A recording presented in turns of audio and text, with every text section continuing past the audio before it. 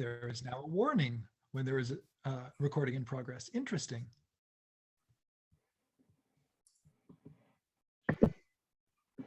That's the Zoom update. Mm-hmm.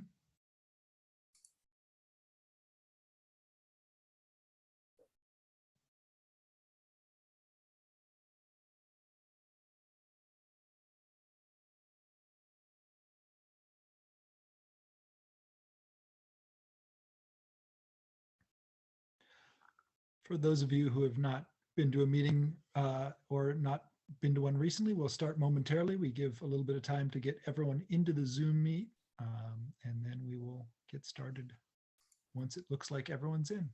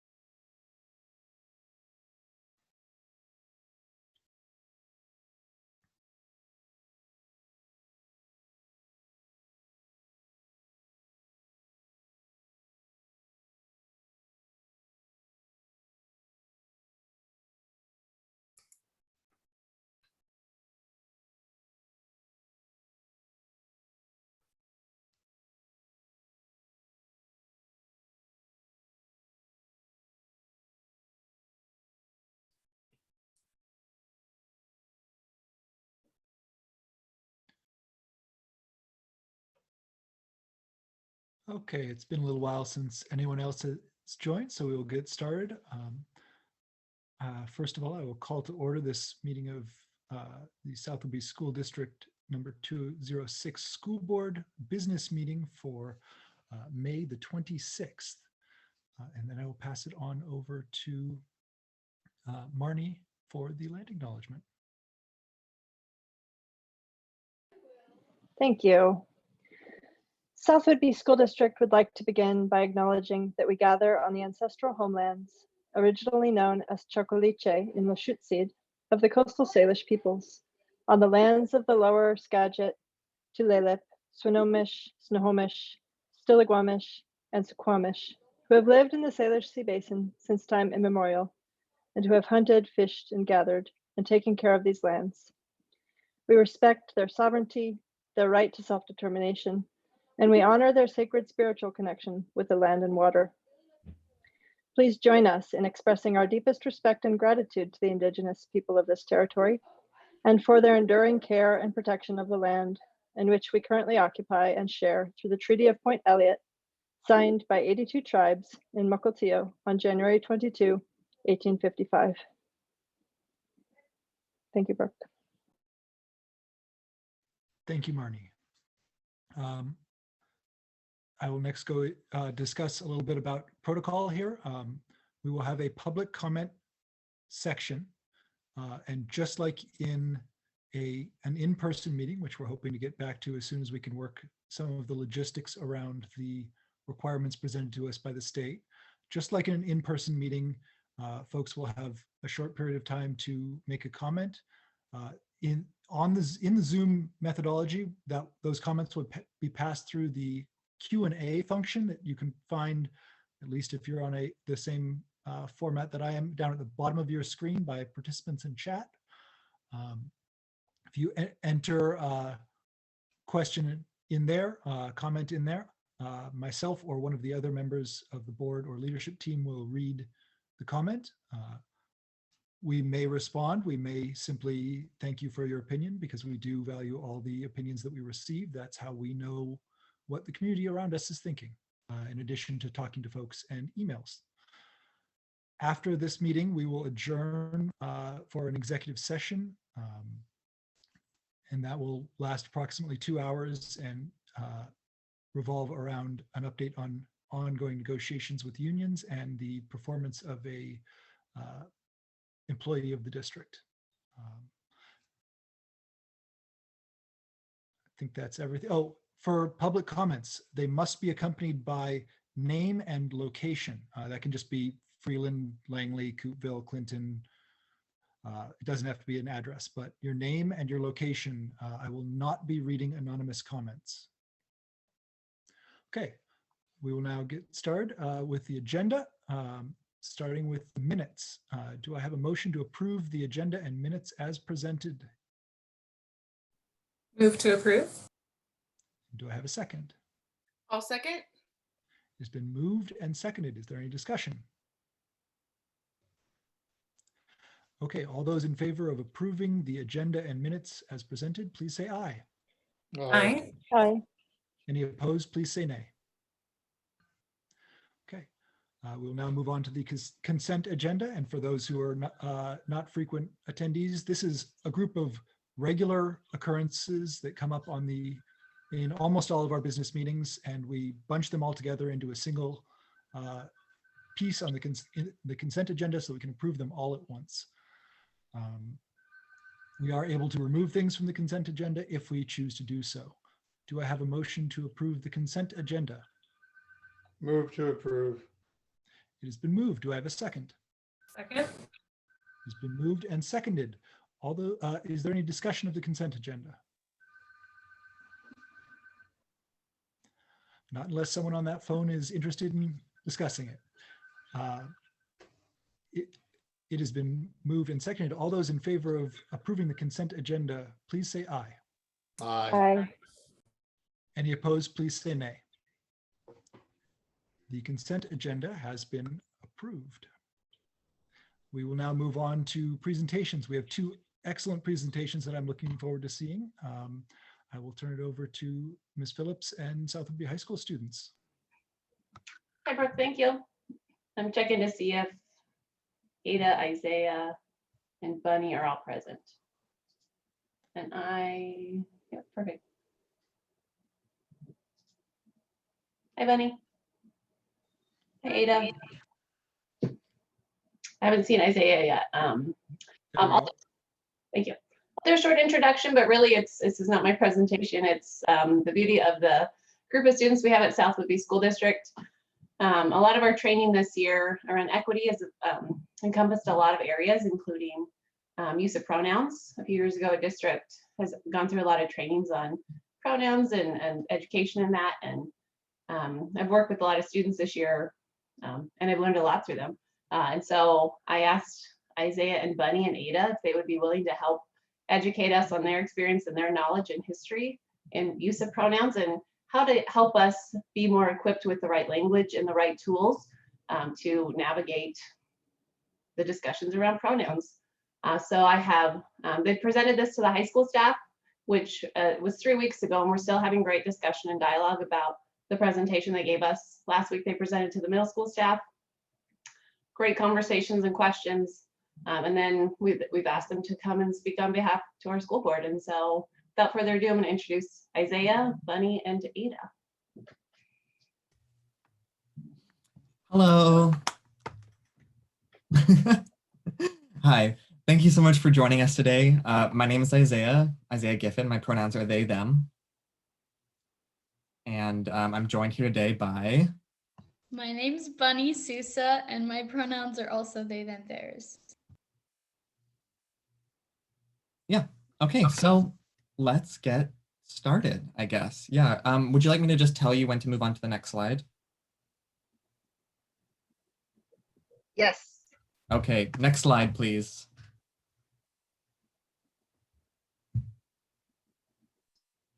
Okay, great. So we're just going to start by kind of working our way up, just with like ground level knowledge first, and then slowly building on that. So we're going to start with basically what are pronouns and why do we use them? So essentially, pronouns are a necessary part of daily life. We use them every single time we interact with people to denote their preferred gender, either assigned at birth or chosen. Some people identify with the gender they were assigned at birth due to their biological sex. Those people are known as cisgender, while others, like us, identify with a gender different from our assigned one, known as transgender. Next slide, please. Okay, so how to use pronouns. As mentioned before, pronouns are used when referring to someone to denote their gender. However, with all these new pronouns and this new information circling around, it can be confusing if you aren't constantly involved with them. So we're going to start by talking about non-binary people. Non-binary people are those that remove themselves from the gender binary, male or female, instead opting to be seen as separate entities. Non-binary people, commonly referred to as NBs, although not all non-binary people identify with that term. If you'd like to use that term, it's just common courtesy, just ask them if they identify with that, and if they do, feel free to use it. But they use pronouns they, them, theirs, instead of the standard he, him, his, or she, her, hers. So some examples. Instead of saying, he went to school today, you would say, they went to school today. Instead of saying, does this belong to him? That becomes, does this belong to them? And instead of saying, is that his school? It becomes, is that their school? Next slide, please. So I'm going to hand it over to Bunny real quick to talk about multiple pronouns. Okay, so people can also use multiple pronouns. And for example, she, they, or he, they, which is something for a while, I was going by she, they, and I know that Isaiah was going by he, they for a while. And these people would most likely identify under the term demi-girl and demi-boy, meaning that they are not fully one or the other binary gender. And then also sometimes people just say you can use gender neutral pronouns for them because they don't mind it. Gender fluid is another term on the gender spectrum. These people can alternate between pronouns more often than others, using all genders or only a select few. Gender queer is a term used to describe anyone who doesn't fit into the gender binary, once again, male and female. And it's important to understand that gender is a broad and complex spectrum, and it's similar to sexuality in that way, that it is broad and complex. And some examples for how to use multiple pronouns are, they told me that he wants to get their hair cut tomorrow at 10, or she is such a sweet person, I want to be their friend. And then I'm going to pass it back to Isaiah for the next slide.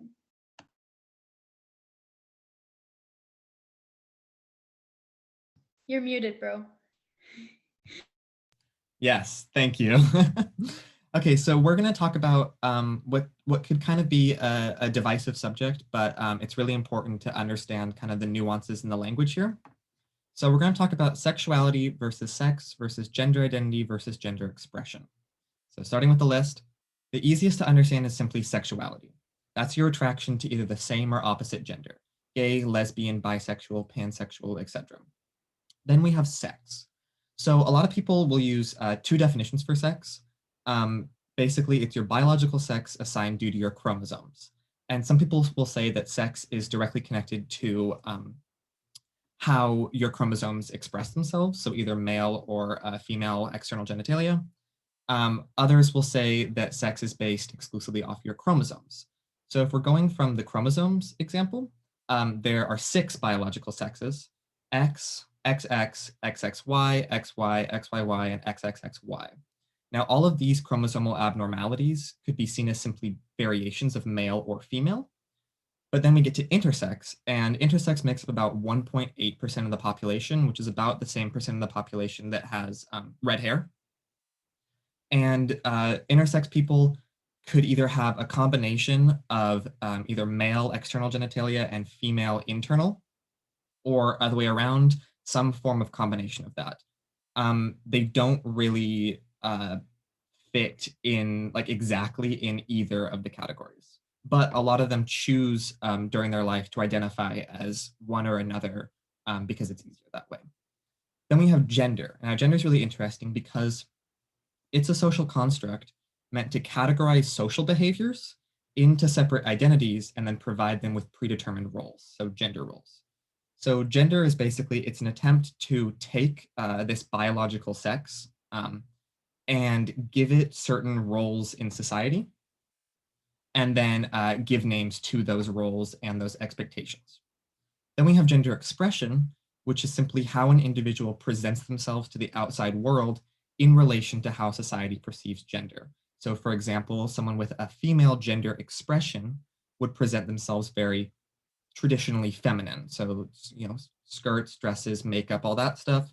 Whereas someone with a traditionally male gender expression would present themselves masculine. And then there are also those with androgynous gender expressions, which present themselves as somewhere in between. So next slide, please. So we're going to go into a little bit deeper the nuances between gender identity and expression. So I'm going to say a couple of statements, and then I'm going to elaborate on each of them. Identity and expression are completely separate. Non-binary people do not owe anyone androgyny, and it isn't anyone's place to question that. And we should be calling people their preferred pronouns despite how they look. So identity and expression are completely separate. I touched on that a little bit earlier, but basically all it means is that just because an individual identifies a specific way doesn't mean that they're compelled to express themselves in that way. And it's not your place to question that. You should just be calling people what they want to be called. Non-binary people are traditionally seen as having to look androgynous, and they really don't owe anyone androgyny. Being non-binary is more about your personal relationship with gender, and it isn't really anyone's place to question that. Also, we should be calling people their preferred pronouns despite how they might look. And when it comes to addressing any individual, it can be kind of hard to get into the habit, but you should always be asking their gender before making any assumptions because gender and expression can be so separate. It's also important and inclusive to introduce yourself with your name and gender when meeting a new person so they know how to address you and to help them feel more comfortable if they might be trans. And a really easy way to do this is just, I can see a lot of you guys have, just putting your pronouns right next to your name in Zoom meetings, or when you send out emails, just signing your name and your pronouns afterwards. Even though you might not think about it a lot, it goes a really long way towards making a normalized and inclusive society. Next slide, please. And I will hand this over to Bunny to talk about some history. Okay, thank you. So one thing that I've noticed is that there's a common misconception that all these terms and ideas about the gender spectrum are a new thing. And it is true that we use new language to make things more inclusive and make it fit our generation better. But that doesn't mean that genderqueer people aren't heavily involved in our history. And I found some examples of transgender themes and people. And so here they are. Traditionally, Native American two-spirit people were male, female, and sometimes intersexed individuals who combined activities of both men and women with traits unique to their status as two-spirit people. In most tribes, they were considered neither men nor women. They occupied a distinct alternative gender status, and that was from the Indian Health Service. Next, the Hira is a third gender in India that has been around for thousands of years. Hindu Hiras were mentioned in ancient epic stories, and Muslim Hiras were once the guards of mosques. Their important place in Indian history can't be ignored, and that's from list verse. And then next is the Kosek, were men who dressed in feminine clothing and performed exotic dances for audiences throughout the empire. And despite their gender-bending appearances and feminine dance moves, the Kosek were not trying to impersonate females. Instead, they were a third gender who embraced both their masculine and feminine features. And that's also from list verse about the Ottoman Empire. And so we can see that through many ancient cultures, there has always been a third or multiple genders aside from just the binary male and female. Next slide, please. And so next up is some scenarios and best language to use. The example that I like to use to explain non-binary pronouns, they, them, is what I call the wallet analogy. For example, someone lost their wallet. That's what you say when you find a wallet, because you don't automatically assume someone's gender. And they told me they lost their wallet. Also, instead of saying you guys or ladies and gentlemen, you could say hello everyone or y'all, because it's gender inclusive. And it's really that simple. When we don't know someone's gender, we use gender neutral pronouns. And also, like Isaiah said before, it's important not to assume someone's gender because of how they appear physically. And also, normalizing pronouns is a first step to an all-around more accepting environment. So next slide, please. And here's some language to best support transgender students in the classroom. It's important when you accidentally misgender someone not to make a big deal out of it, because this can make the person feel worse about it and make them feel like they're a burden for just trying to have their pronouns and gender respected. Here are some phrases not to use. Oh, I'm so sorry, I'm just not used to it yet. This isn't very bad, but it is a very common one that I personally hear a lot. You just have to remember that the person is not asking for excuses. Just correct yourself and move on. Also, I didn't say that. You don't look like insert gender. And I'm a terrible person. I'm so awful. And that one might sound a little drastic, but it has happened before. And like I said before, just correct yourself when you misgender someone. For example, they said that they wanted to go to the movies tonight. Next slide, please. And this was a slide that was made by our friend who's here with us, Ada Murray. And so this is additional information. Some people use pronouns besides he, him, she, her, or they, them, or a combination of those. These pronouns are often neopronouns, and some common examples of these are sie, zim, and it, its. For example, sie las their bike, and it walked to its house. And you should never use it, its pronouns for a non-binary person unless they ask you to, because some transphobes will call people who use they, them pronouns by it, its pronouns in an attempt to hurt them and take away their humanity. And also, although neopronouns are not very common in our district, it is still good to learn about them and understand that there are people who are more comfortable using these pronouns than the basic ones we've covered during this presentation. Next slide. And does anyone have any questions for us? And I'd like to pop in here real quick. I noticed that there was a question in the question and answer section. And since it's like directly applicable to the slide that I talked about, I'd just like to address it real quick because I think it's a really great question. Absolutely. So Lorinda Newton from Clinton asks, where does the X, XXY, XYY, XXXY come from? I know there's an extremely rare condition where a person may have both male and female sex organs, but it is very rare.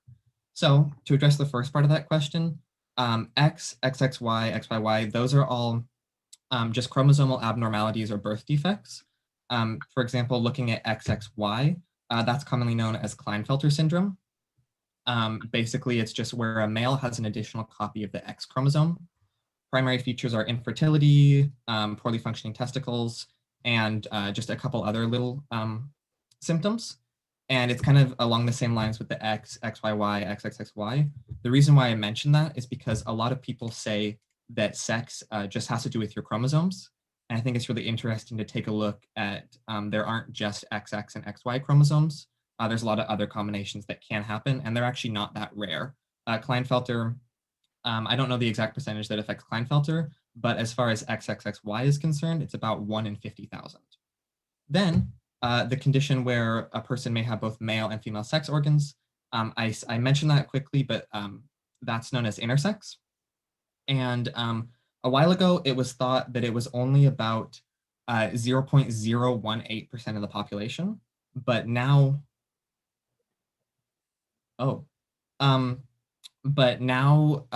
it's commonly accepted that it makes about 1.8% of the population that have some form of intersex characteristics.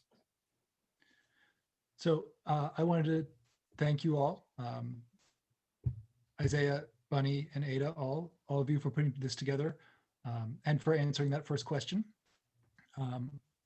We can absolutely take the other questions.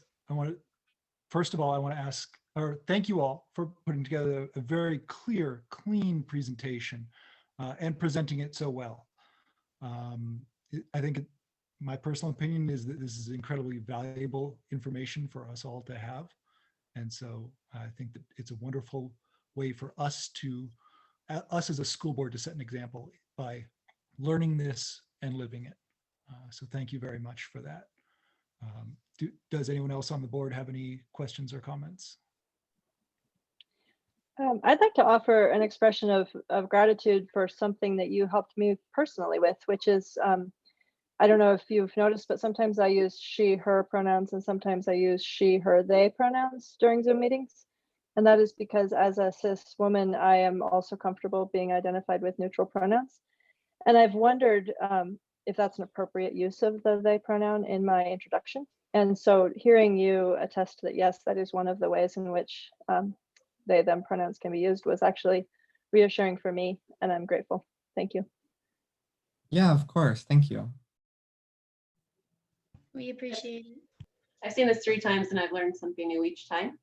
And I value that, and I will continue to ask and build that relationship so I can have that open dialogue and normalize that conversation. And I love the history that Bunny provided, acknowledging that this is not something new. It has historically been within society, and the further we educate, the more we adapt and move forward. So thank you for continuing to educate me. Is there a place you that we for can doing post that. this on the website or someplace public so that we just people can have it at their fingertips if they have more questions?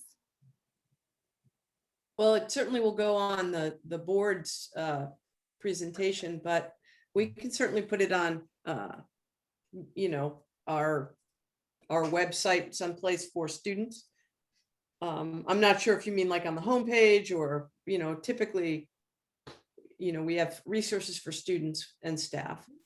No, I think that's what I meant, was just Yeah. somewhere where someone could resource it if they had questions or concerns. They would have the information at their fingertips, because it's a really beautiful data-driven piece of work. And so I'd love to see it be a resource in the future. And I just wanted to take the opportunity to say thank you. I've had the opportunity to watch you grow up, and you guys are awesome. So I appreciate all the work you've done. You're well-spoken. And I learned a lot myself today. So thank you. Thank you for giving us this opportunity. We really appreciate it. Yeah, thank you. I want to say thank you as well. And it takes a lot of presence to come to a school board meeting on Zoom and present. And you guys did a phenomenal job. I also noticed that Ada is here and wanted to give you an opportunity to introduce yourself if you would like. I'm Ada Murray and I use they, them pronouns. Really nice to meet you, Ada. I do want to note we have a couple of questions in the queue, or a couple of comments in the queue. Those will be comments will be saved for public comment because this is not a workshop where we usually engage in discussion, but we do have another question that I think is relevant to probably more along the lines of the district rather than the presenters, but I will ask it anyway. It's from Gwendy Hastings in Freeland. That is, what age or grade would this conversation or education be appropriate? I personally feel like we could start it in maybe 5th or 6th grade, just because I remember being in 5th and 6th grade, and it would have been really nice to know more about this. I didn't meet a non-binary person aside from myself until 7th grade, and I wish I had more knowledge going into middle school. So that's just my personal opinion. Yeah, and can I add on to that real quick, please? I completely agree with what Bunny said. I think that in a time like that, 5th and 6th grade, the onset of puberty is a time where a lot of students start to question a lot of things about themselves. I know personally, around that age, I started to question my sexuality. And I think that just providing resources and information about what it means to be non-binary, what it means to be transgender, different pronouns, stuff like that, can be really beneficial for anyone, even if you don't necessarily agree with it. I am a firm believer in continued education, and I think that's really, really important. As far as like how to address a non-binary person, I think that that should be talked about the first time that a child meets a non-binary person. I think just a quick little like, hey, this person, they don't use like he and she, like what you've normally heard. They use they. And I've learned that a lot of the time children are way, way, way, way, way more receptive and more understanding than a lot of older people are. And it can be really helpful just to throw that in. We don't need to talk about all like the nuances and stuff, but just let them know.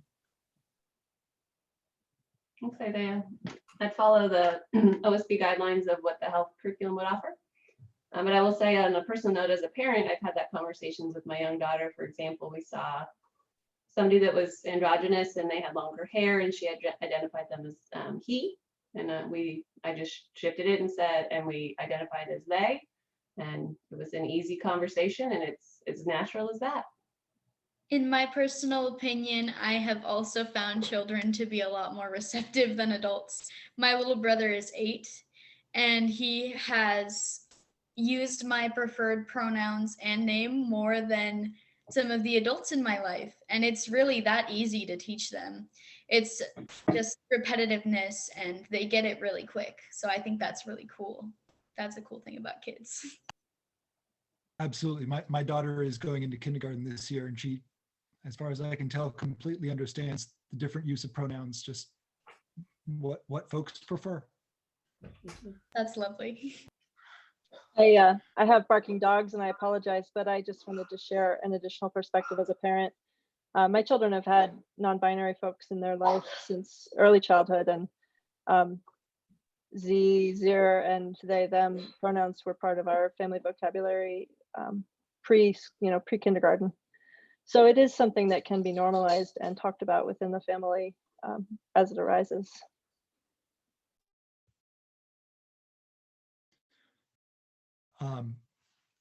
Annalisa Pesic from Clinton has a question of, is this presentation available to the public, and can you provide your sources, please? And I will note that it will indeed be available on the agenda. It is in fact available on the agenda now. And many of the sources were cited in there. If there are some in particular that you're interested in, I'm certainly you could contact the district and we could find that out for you. Are there any other questions from the board? I saw that Tess left a question, and I do think that this can be normalized.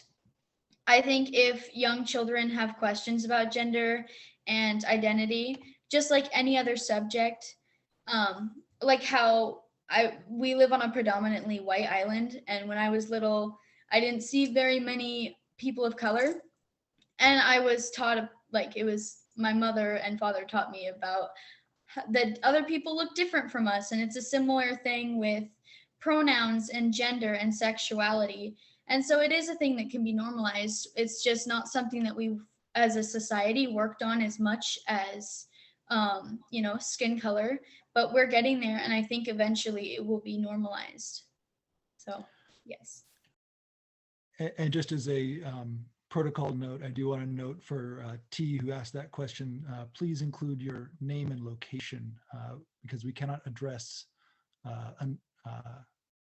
questions or comments without that. Thank you.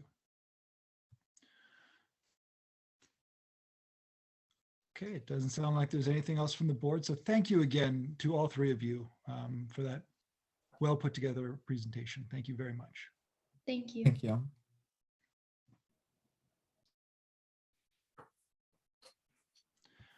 And as they are moving off, we will move on to our second presentation, which is from Susie Richards and Lori O'Brien. And it is on the Noaa Watershed Education Program. Yes, good evening, everybody. We are so excited to share with you the wonderful learning that has occurred with our Noaa BWET grant, learning about watersheds. I'd ask Christy if she could start the PowerPoint presentation for us. Hold on one second, I'm trying to get everybody in. Okay, thank you, Christy. We've got a few special guests joining us tonight.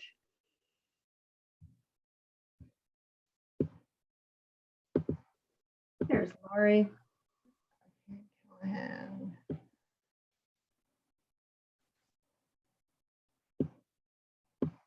And there's Nancy, one of our wonderful partners.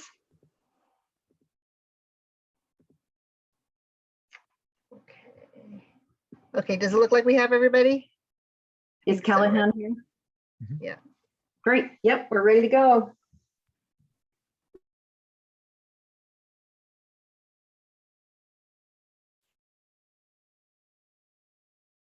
All right. Well, thank you again for inviting us to come in and share with you about this wonderful program that we had the opportunity to partner on this year with the Northwest Maritime Center and the National Oceanic and Atmospheric Administration, better known as NOAA. We can go to the next slide.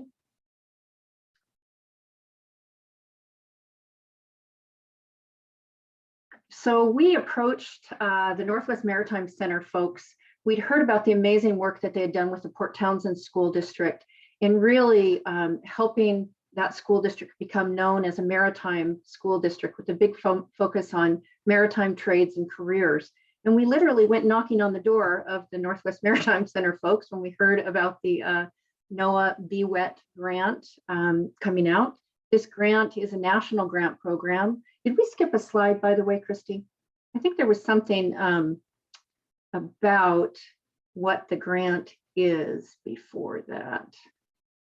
No? Maybe go to the next slide if you would, please. Maybe they got a little out of order here. Nope, we lost a slide in there somewhere. That's unfortunate. Nope, not that one.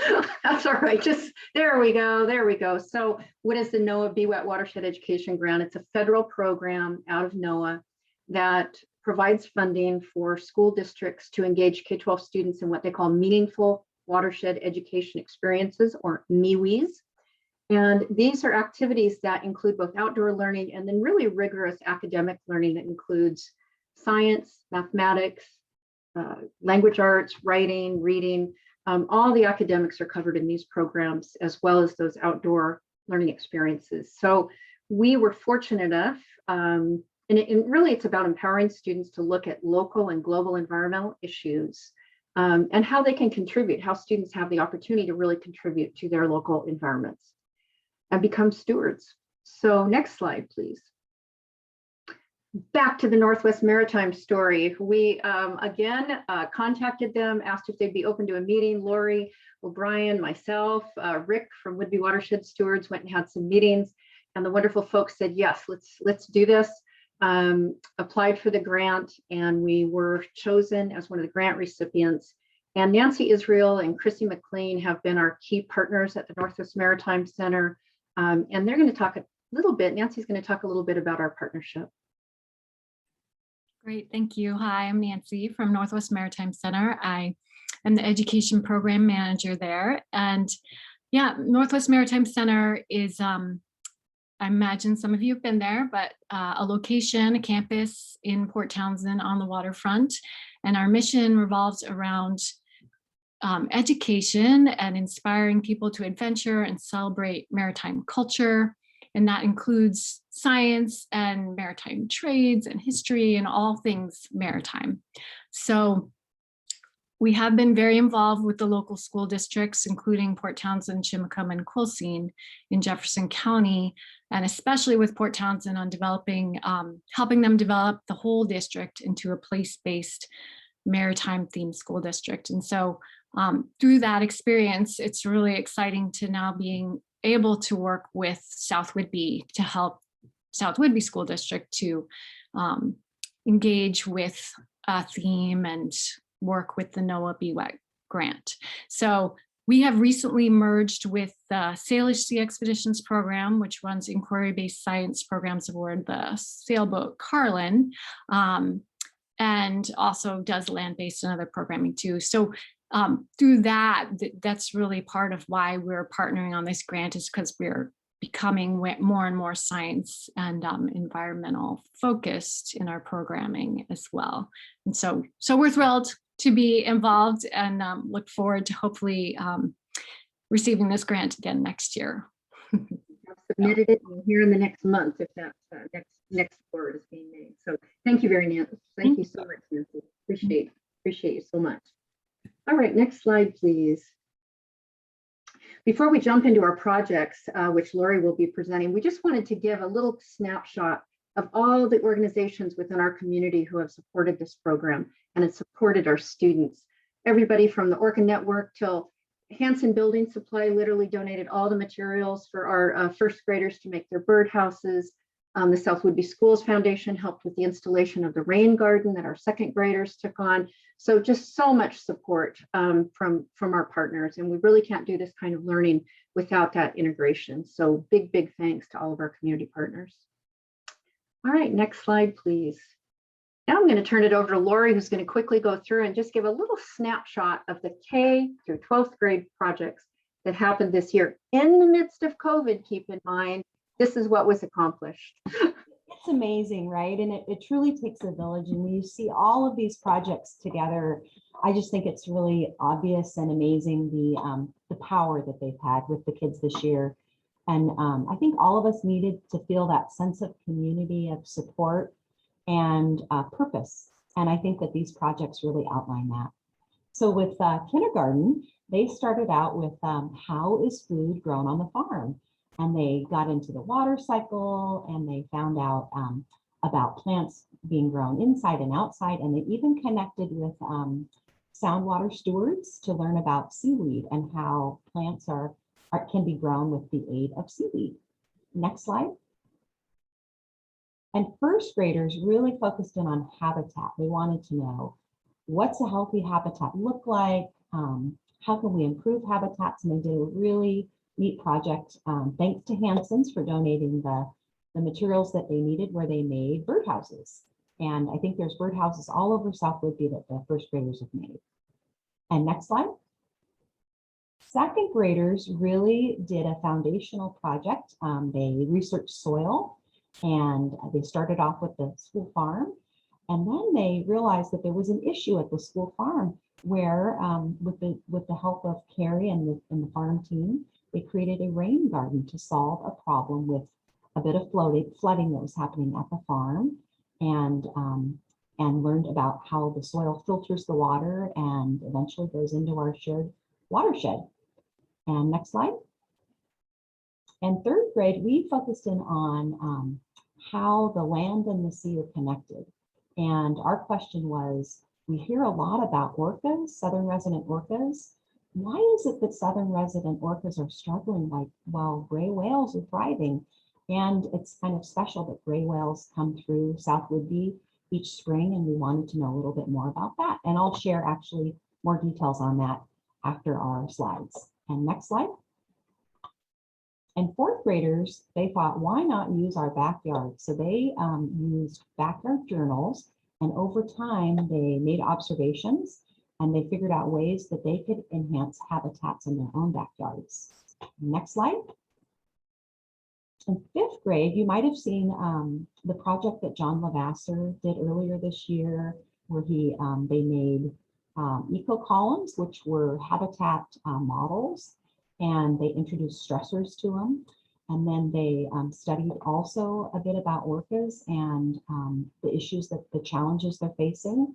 And they are actually doing a really amazing project where they're doing they're replanting a riparian zone along the Maxwelton Creek to create more shade to help salmon, which eventually, of course, are connected to the orca.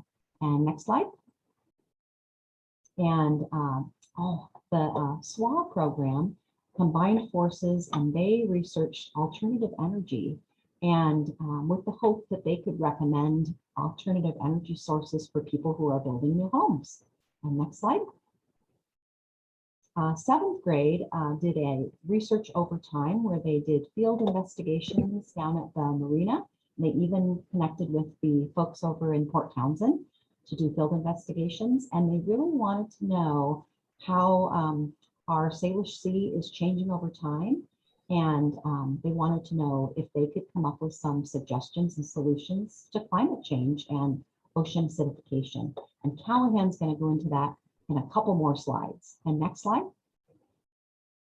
Eighth graders shared their knowledge with younger students about the watershed and their passion about the Salish Sea and water quality. And next slide. And the high school, this is a great one. They asked the question, how can agriculture help us combat climate change? They researched, and they are actually making displays to answer that question in the high school garden. So there'll be information boards at the high school soon. And then I'm going to introduce Callahan, if that's okay, who's going to tell you a little bit more about the 7th grade project. And then after she's finished, we'll zip into a glimpse of the 3rd grade project. So Callahan, I'm going to turn it over to you.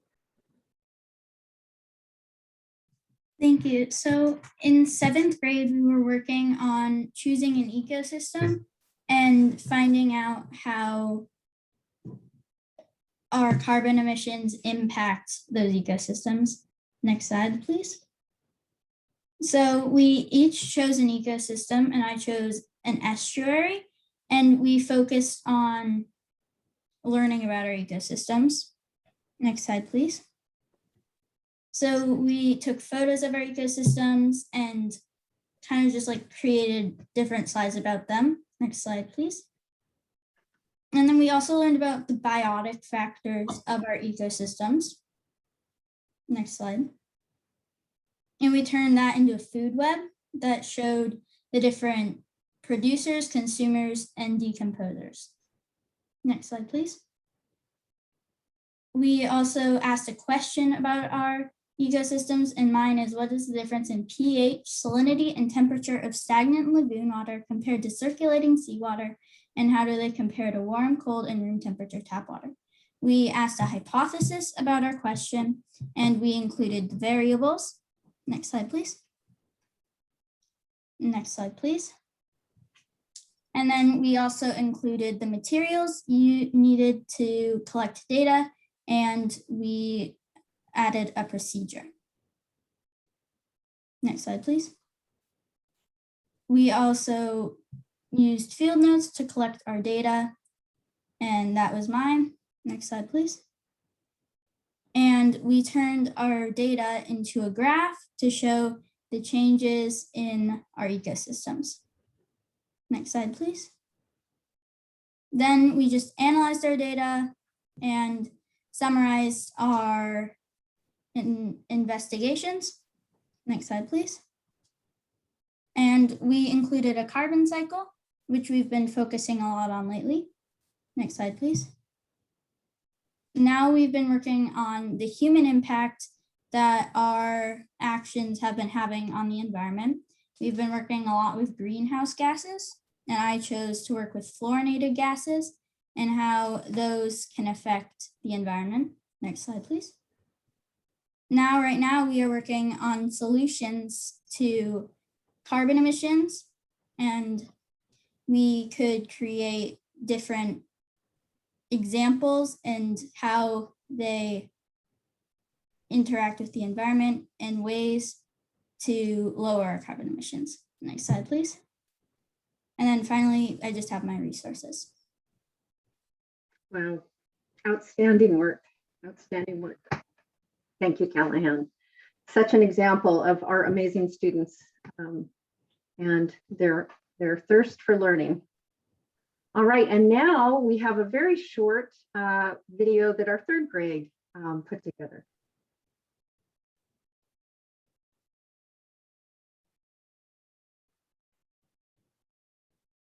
Uh-oh, do we have sound?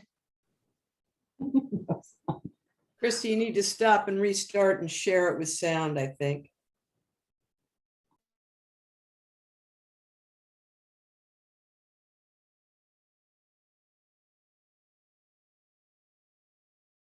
You gotta have the sound on this one.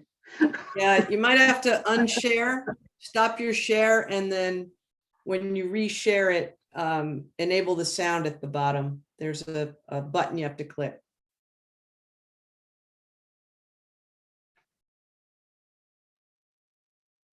This is O'Brien, this is Sage, all welcome you to our study of the Salish Sea.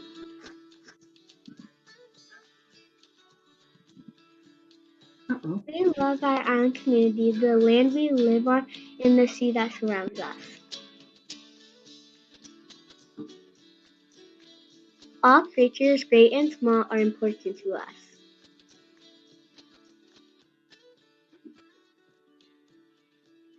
We wondered how our everyday actions impact gray whales and orcas.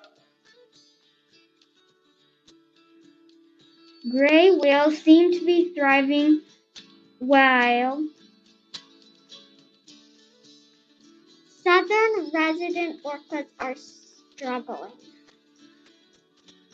To find out why, we studied their Salish Sea habitat, their diet, and their characteristics.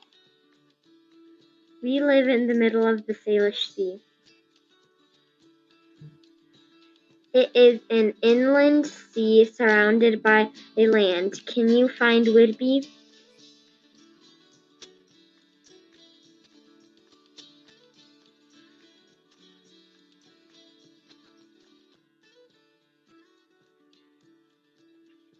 With help of the Orca Network and Deception Pass Rangers, we found out that gray whales eat ghost shrimp along our shores, migrate, and have special adaptations. Did you know gray whales are as large as a school bus? The skull of a gray whale is 9 feet long. Whales use baleen to filter feed. Ghost shrimp are plentiful in the Salish Sea. We were shocked to find out that gray whales choose to feed on just one side of their body, build up scar tissue, and often go blind on that side. We tested out different tools to filter feed like gray whales.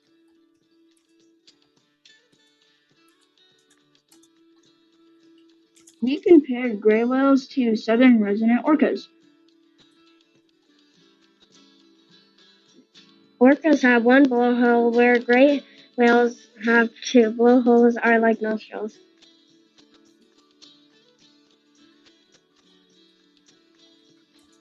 With help from the Orca Network, we discovered that southern resident orcas mostly eat Chinook salmon.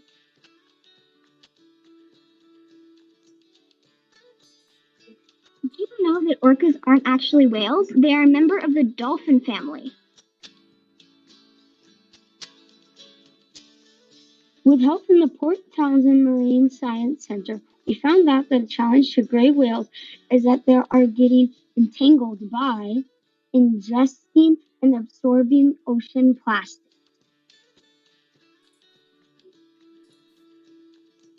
We want to help gray whales and orcas to thrive. We are helping gray whales by telling people about plastics in the ocean.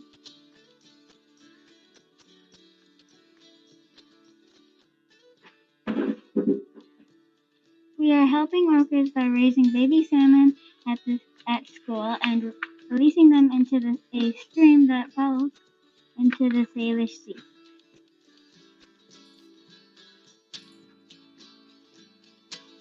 Next, the eggs hatch into ovum with the yolk sac. Then the fry are ready to be released. Max Wilton Creek Salmon Release Day.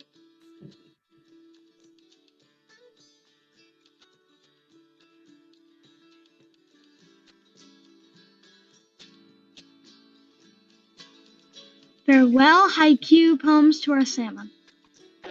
Smolts are very, very bold. Salmon are all grown. Little eggs sit still. They soon grow up to be big. Soon they go off to the wild. Salmon in the sea, scales shimmer in the sun. Salmon are awesome. The day to hatch. The journey will begin at last. 4 years and I'm back. Everyone in our community can help take care of the land, the sea, and the creatures great and small. We can! Educate people, alert friends and family, recycle items made of plastic, take action to restore the environment, help restore habitats. We are whale wise and you can be too. This year we learned how to be whale-eyed. Whale-eyed means you make good choices, like using a metal straw instead of a plastic. Or using a cloth napkin instead of a paper unreusable napkin. If you're well-wise, would you use a plastic bag or a multiple-use cloth bag? Thank you for coming. We hope you enjoyed learning about the Salish Sea too. We would like to thank Orca Network, Deception Pass, State Park, Port Townsend, Marine Science Center, Whidbey Watershed, Stewart. Awesome. Fantastic job, third grade. So much great learning, so much great learning. So we just want to give a big thanks. Our teachers, again, everything they accomplished in the midst of all of this crazy year. To our students for their curiosity, their authentic care and stewardship. For our community partners who supported us in so many ways. To our partners at the Northwest Maritime Center, especially Nancy and Chrissy.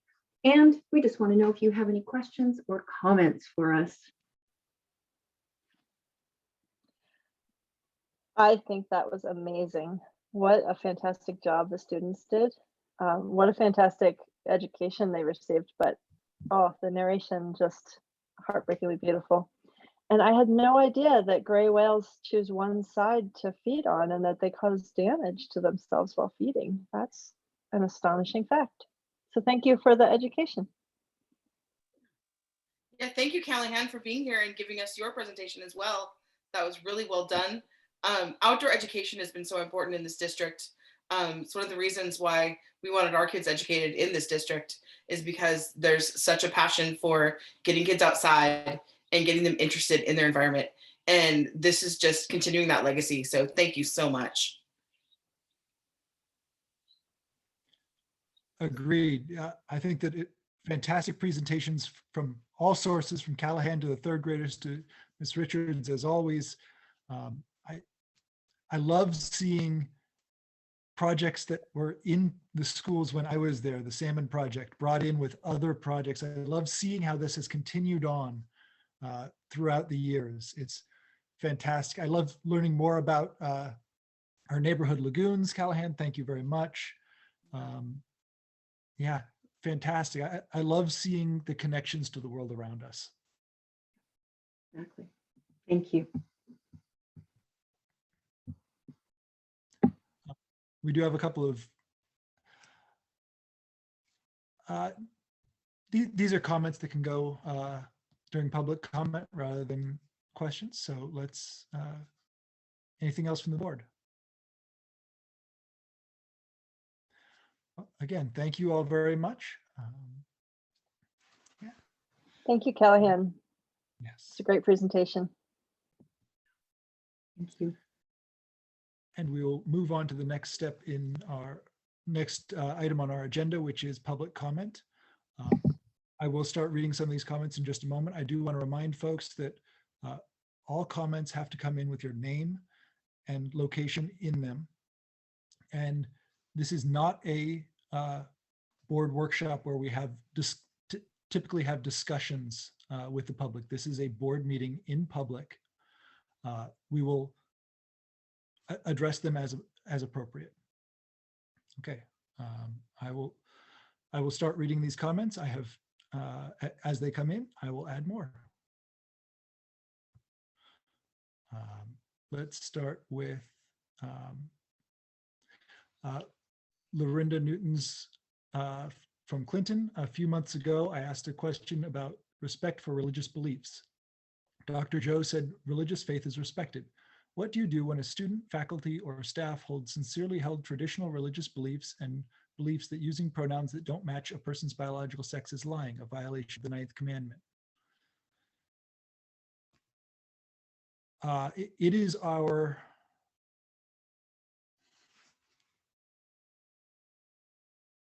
I don't know that I have an immediate answer to this because it is a connection between multiple policies here that may be something that we need to dig into deeper to ask questions of. Does anyone else on the leadership team have a? I think, Brooke, I would just weigh in here and just remind that public comment is a time where we read the comments and we do not necessarily always respond. Yep. Yeah. So I don't think we have an answer for that right now. Brooke? Yeah. Just to be clear, we are a public school, we educate all, and our students expect nothing less. So it's not a violation of one's belief to address a student in the way in which they wish to be addressed, in my opinion. But as a public school, we do our best to represent all the students that come to us and respect them where they are. So just not I to leave might- that hanging. I might add that I think the matter of a person's biological sex is between them and their medical care team and not necessarily publicly visible or expressed. So assumptions about someone's biological sex may not be grounded in what is true.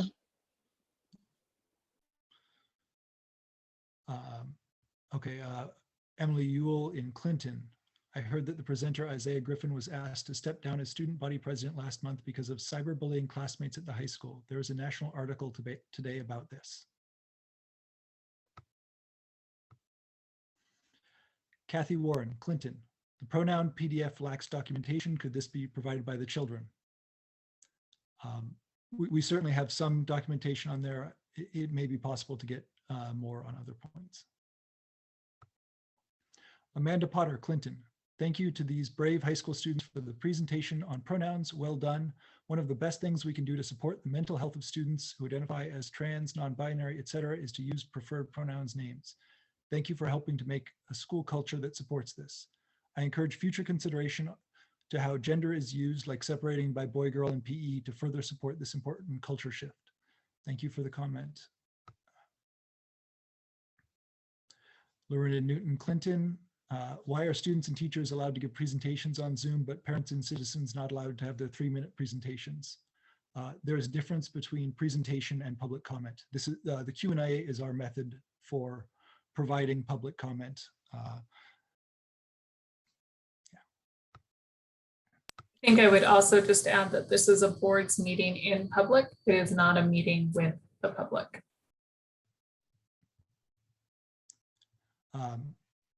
Lori Johnson in Freeland. I love this Sailor Sea Education and Salmon release. I have pictures from 5th grade. Great job, 3rd grade.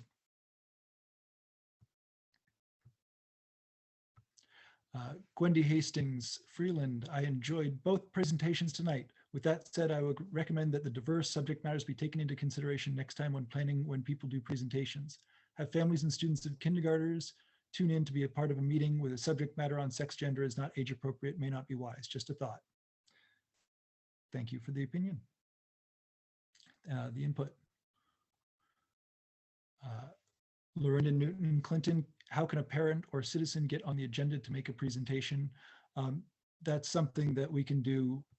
If there is a suggestion, it can be emailed into the board, and we can, if 2 or more members of the board wish to put it on the agenda, it will be put on the agenda. I do have 2 comments that came in from via email that requested that I read them at this meeting. Normally I don't do that, but since we are virtual only at this point, I want to acknowledge those who may have limited access to internet or other issues that prevent them from being here. So I have 2 comments that I will read briefly. First is Rufus Rose Clinton.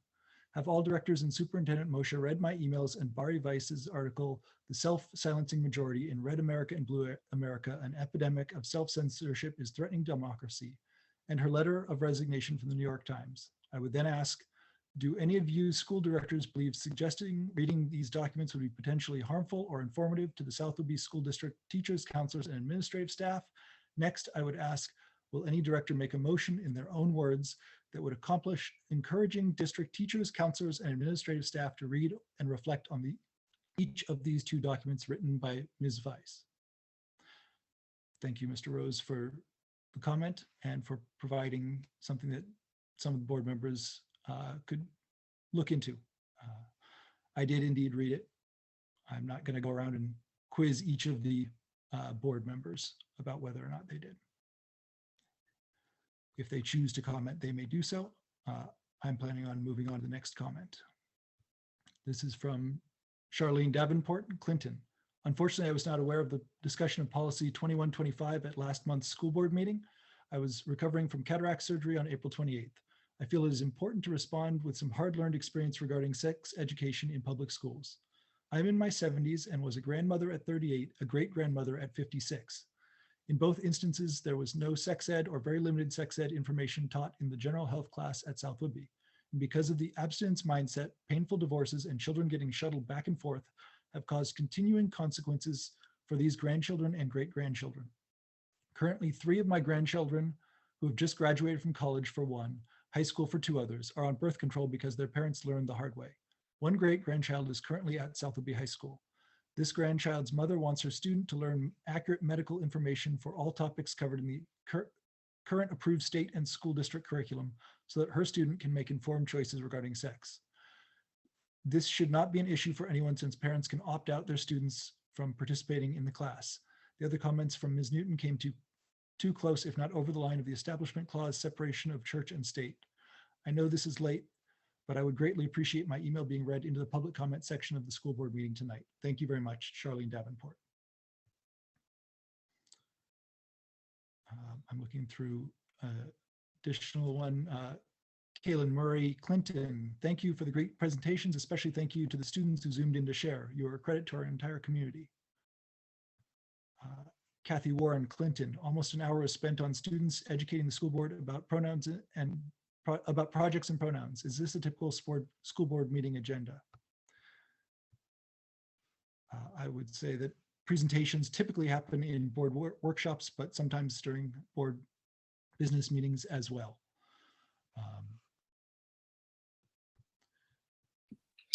I can address that real quickly.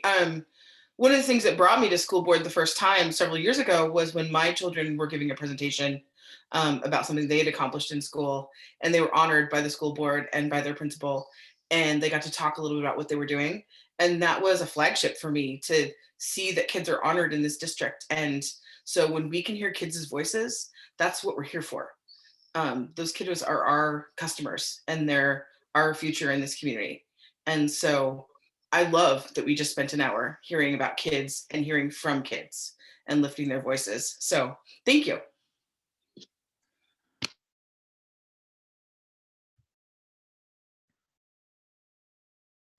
I do have a comment here that does not have a, it has a location, but not a full name. So I'll hold off on reading that. And that is the only one currently in the queue. So at this point, I believe that if the person who made that comment would like to add their last name there, I will read it, but I will do so at the beginning of reports just to try to get it in since it did come in under the wire just without the information. I will now move on to new business action items. First of all, we have Memorandum 2021-33, approval of the updates to policy 1250, student board representative, first reading. This is something that we discussed at the last board workshop. Do I have a motion in regard to approving the updates to policy 1250? Move to approve. I second. Okay, it has been moved and seconded. Is there any discussion? I'm particularly interested in hearing from Jordan about making sure that we got all of his suggestions and comments in there. Yeah, I looked over it today and great, it's good. Anything else from any of the other board members? Okay. All those in favor of approving updates to policy 1250 student board representative, please say aye. Aye. Any opposed, please say nay. The updates to policy 1250 student board representative have been approved.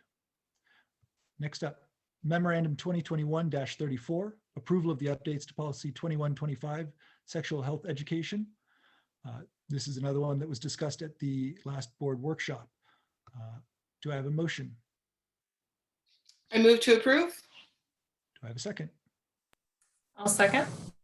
It's been moved and seconded. Is there any discussion on this? I would just add that there were a lot of amendments proposed when the state was looking at making this a law. And I think for people that are interested in this, it's a good thing to go look at all the amendments that were proposed and turned down. But for those parents that have serious concerns, please remember, you don't get to opt in, which was one of the amendments that was turned down, but you can certainly opt out. And with that, if you are seriously concerned about that with your student, I recommend that you be in touch on day one with the building principal to make sure that you have the proper forms and everything way in advance so that there's no miscommunication as to your ability to opt out. And I would say this too, I really wish it was an opt-in because I really feel there's a lot of immigrants in our country that have different, especially different religious beliefs. And by them not having English as a first language, I think we're doing them a disservice by not helping them educate them as to what we are teaching their children, because this is an opt-out, not an opt-in. And I think if they had the opportunity to opt in, then of course we could be doing a better job as a district in helping parents understand what this is. So that's my own 2 cents. Thank you for the reminder on the procedure on that, Damien. I do believe, I would also add to that, that if you're considering opting, whether or not to opt out, you can preview the curriculum by getting in touch with the building principal. You can also preview it with the links I provided at the workshop. Yes, which you can find. Yep, and just to clarify that the majority of the changes that we're presenting are grounded in our social emotional curriculum, not in our sexual health curriculum, that it is around consent and bystander power. And this is a bit of an aside, but I just want to thank you, Damien, for noting language accessibility as an important aspect of all the ways we serve. And I would actually love to delve into that in a different meeting to talk about how we offer inclusive communications for households where English is not the primary language. Thank you. I would add to that. Thank you, Marnie. We can certainly do that. We have other languages available as needed for families. We can also do a presentation on our English language learners and the program that we offer for those students. Thank you. I am being reminded that the links from the workshop at the beginning of the month are in the minutes from that workshop. Okay, is there any further discussion on this?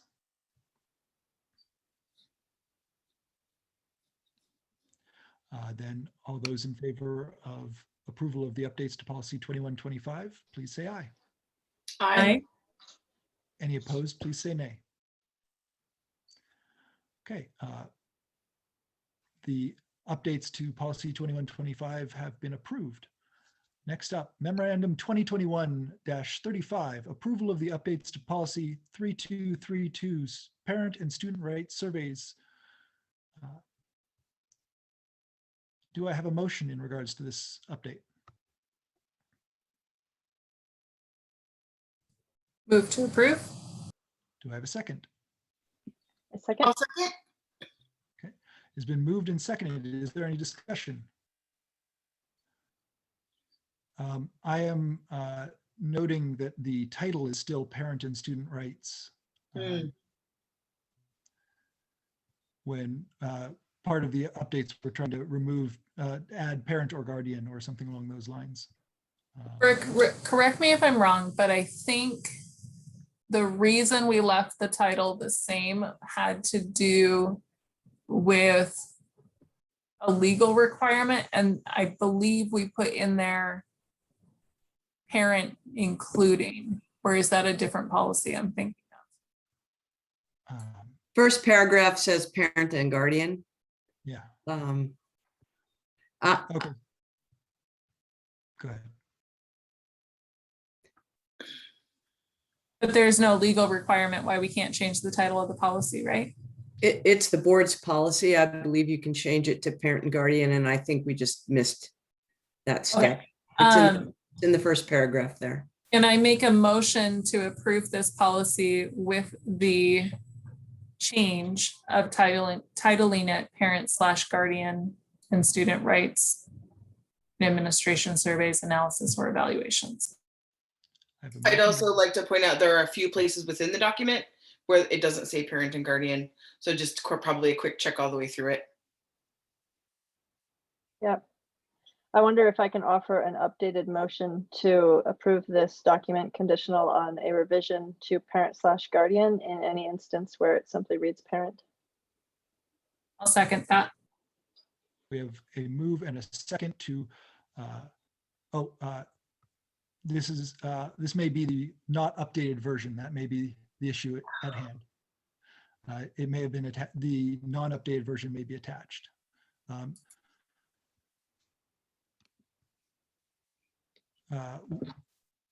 Shall we? If you want to move on to the next one and just skip this one, I'll pull up the adjusted one. I think I just attached to the agenda the wrong version. I attached the old version.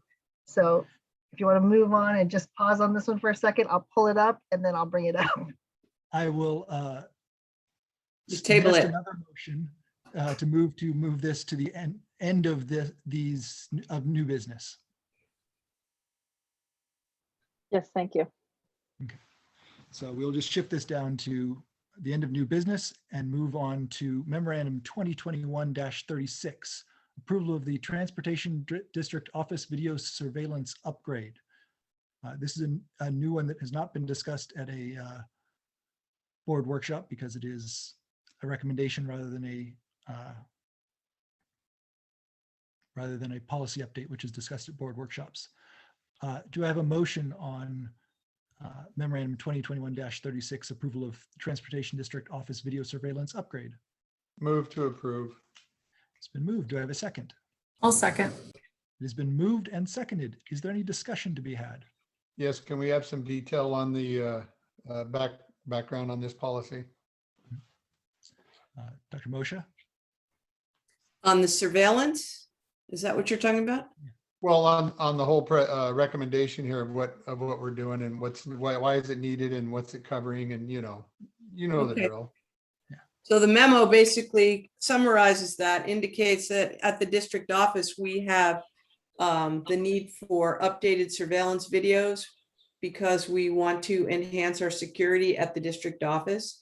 For example, the district office has 24-hour access for some of the folks in the community that use fuel, for example, like Parks and Rec can come in and refuel. It's their expense. There's a whole interlocal behind that. But those gates open and close slowly. So one could leave, the gate could be, it slowly closes and folks could get in if they wanted to. And so we have had one or two instances where we've had some vandalism and we want to improve our camera system.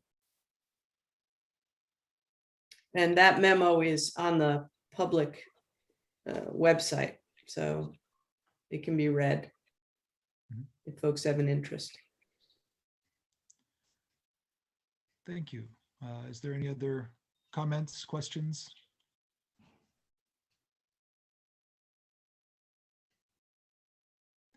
Andrea, if you're still muted, if you're talking to us. Just going to say it brings back memories of our last WASDA conference, Brooke, when you got locked out. I did indeed. And new cameras would have seen me looking very confused. Okay, if there is no further comment, all those in favor of approving Memorandum 2021-36, approval of the Transportation District Office Video Surveillance Upgrade, please say aye. Aye. Aye. Any opposed, please say nay. Memorandum 2021-36, approval of the Transportation District Office Video Surveillance Upgrade has been approved. Next up, Memorandum 2021-37, approval of WIAA membership renewal and school board resolution number 660.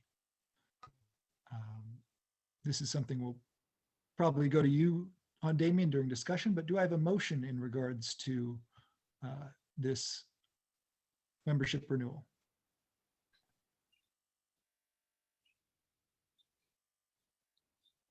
I'll move to approve. Okay, we have a motion to approve. Do I have a second? I'll second. It's been moved and seconded. Any discussion to be had? Damien, do you want to fill us in as the WIAA rep? Or is this something we should ask Dr. Moshe about?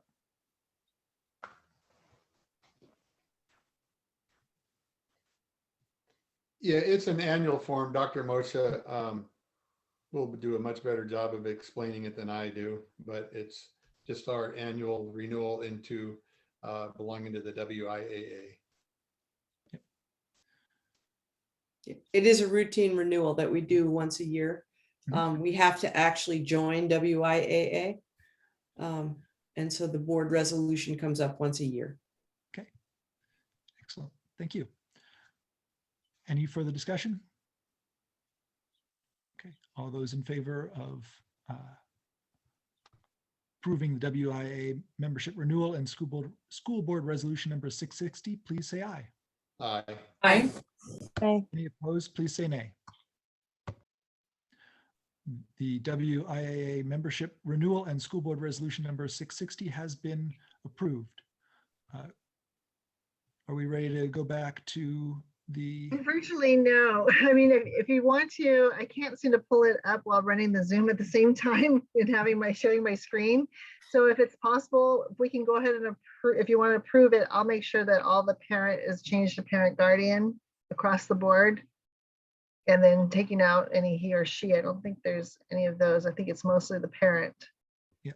So we could move forward with Marnie's motion that's already been seconded. Yeah. Okay. Is there any discussion to be had on the motion at hand that has been seconded? Okay. All those in favor of approving the update to policy 3232 with the change from parent to parent or guardian as appropriate, please say aye. Aye. Aye. And thank Any you, opposed? Please Ms. say nay. Macaro, for looking into that for us. No problem. Thank you. Hey, Brooke, and real quick, going back to the WIAA, just a Yes. friendly reminder for everybody that the Washington Interscholastic Activities Association is not just athletics, it's also all encompassing, even, band competitions. And so anyway, just a friendly reminder that that's what we belong to on the whole within the state. Thank you. That's a valuable reminder to be had. That concludes our new business. I did get a name on that one comment that I was holding on from public comment. So I'll read that now. And it is from Allie McManus in Clinton. Thank you to the students sharing their perspectives on the respectful use of pronouns that match identity. Now we'll move along to board reports. And first up is Mr. Poolman with the financial and enrollment report.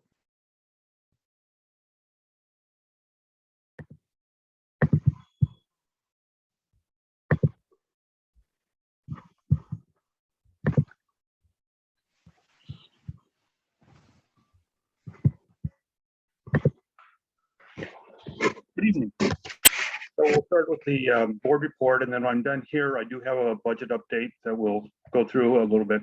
So this is our board report, which is our enrollment report and also our financial report. And our enrollment report is a month ahead. So we are actually our May 1st enrollment, where our financial report is April 30th. So this will be the second to the last count for enrollment for the year. And you can see that we're at 11, almost 67, broken down by the different buildings. And what you notice is that it's actually up from last month. So we are up almost 13 FTE, and the 1166 is actually very close to what our average for the year is. The average is from September through June. OSBI averages those months, and then that's what our actual payment for our apportionment is based upon. So it's nice to see that go up. A quick breakdown by buildings by month gives you an idea that at the North Campus, we're averaging about 401 kids, about 181 at 5-6 level, 180 at 7-8, and 404 at 9-12 for that 1166 total. We also report ALE, CTE, special education, and you can see kind of the change that we've had in the last few months with that. CTE or special education looks like it bounces all over, but it's really a difference of 3 or 4 kids. It's a pretty steady, about 190 kid average for the year. We did budget about 1,223 for our enrollment for the year, and we're 1166. So again, we are down from that projected enrollment number. One thing I find a little interesting is if you look at the upper left corner, in February, I looked at our enrollment at that point and then estimated what it would look like based upon our prior year experiences. And that's that blue line that continues to go down, just a pattern we have seen every year. But you've noticed that after we started to bring students back in person, that actually our enrollment is climbing. So a very positive number. Financial report as of April 30th. We are 2/3 of the way through our fiscal year. Again, our fiscal year starts in September and goes through August, which is a little different than our school year, which ends a little earlier. So year to date, our revenues at almost 67%. So it's about where we'd expect, but our expenditures are about 58%. So expenditures are running lower than we would anticipate this time of year, which is a very positive thing. Just a graph that shows how we're doing compared to budget in each of our categories. And really the only one that's dramatically low is the local support. And that's the dollars we generate in the building. And that was due to not actually being in the building for a long period of the year and for the low rental rate at the community center. The bottom half gives you comparison for the last 3 years of the property taxes, the local revenue, the state generated funds, and the federal funds. And you can see that the local and the state funds are the two that are lower. On the expenditure side of it, payroll, we're at about almost 60% for payroll, and normally you would see that at about 67%, so that's down. The MSOCs, which is on the far right, is our supplies, services, and travel. It's at 49%, so it's substantially below where we would be. And our total expenditures year to date is almost $12.4 million. And the bottom graphs just give you a comparison to previous years. You can see that payroll's down slightly, but the supplies, services, and travel is down dramatically for this year. And then we have the encumbrances, and those are the things that we know we have to pay. It's the remainder of contracts, et cetera. It puts our payroll at about 92%, our MSOCs about 73%, and our total expenditures about 89%. So very definitely will not exceed budget, which is not allowable by state law. We would have had to do a budget extension if we did that, but I'm very confident that we're not going to have to do that. The bottom part just breaks down the expenditures a little more by what we refer to as object codes, and that's basically salaries, benefits, supplies, services, and travel. And you can see the 3 on the far left, lower bottom, and also on the right, the green, the red, and the blue is payroll costs, which is for this year especially a majority of our expenditures. Just a look comparison to previous years where we are with certificated salaries, classified salaries, benefits, which are taxes and things that go along with employee salaries, supplies, and it's the blue line is lower than it's normally been, though we did take a big jump this month. But sometimes that's a result of receiving a bill like an unemployment bill that is a biennial type payment, or a risk management bill, or those type things that, you know, one year we may get it in March, the next year we get it in April, that type of thing. But you can see by looking at those, the one that's really different is classified salaries in the upper right. You can see that there's quite a lower line than there was, and now it's starting to build as we move back into person and bringing more kids back, needing more support for those students. And then services and travel you can see was almost non-existent until this particular month. A little bit of activity going on there for professional development, and then just a total expenditure. You can see that the blue line is below where we have been for the last couple of years, normally the expenditures increase annually. So you would see that the blue line in a normal year would have been on top of the red and the green, but it's not. And that's why we have 89% expenditures going on. Budget status report. Already looked at this, but it's just a breakdown of what our revenue and expenditures are for the year. So we generated about almost $3.9 million in revenue and spent about $12.4 million. And this is just an asset and liability for each of our funds that shows how much we have in the asset column versus how much we owe, and then what our fund balance would be. And I won't go through each one of these unless you have a question about it. We also have 5 other funds that we report. Capital Projects Fund, which is for technology and building repairs and construction. Debt service, which is repayment of a loan for work done in our heating and electrical systems a few years ago. The Student Body Fund, the Transportation Vehicle Fund, and the Private Purpose Trust Fund. And it gives you a beginning balance of revenue and expenditure and an ending balance for each of those. Any questions I could answer for you in those areas? Yeah. Dan, I have a question. Yes. This is the time of year where we start trying to consult our crystal balls and figure out what's going to happen next year. Mm-hmm. Last year, we kind of had all the cards thrown in the air, right? Where we really didn't know what was going to happen. Recognizing that the upcoming school year is not, it will be closer to normal, but we're still not at normal yet. What is your plan for enrollment projections as we go into more budget conversations? Well, let me share that next conversation, which is more budget related.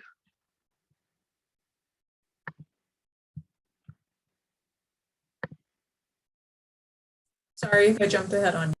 No, that's okay. It's great.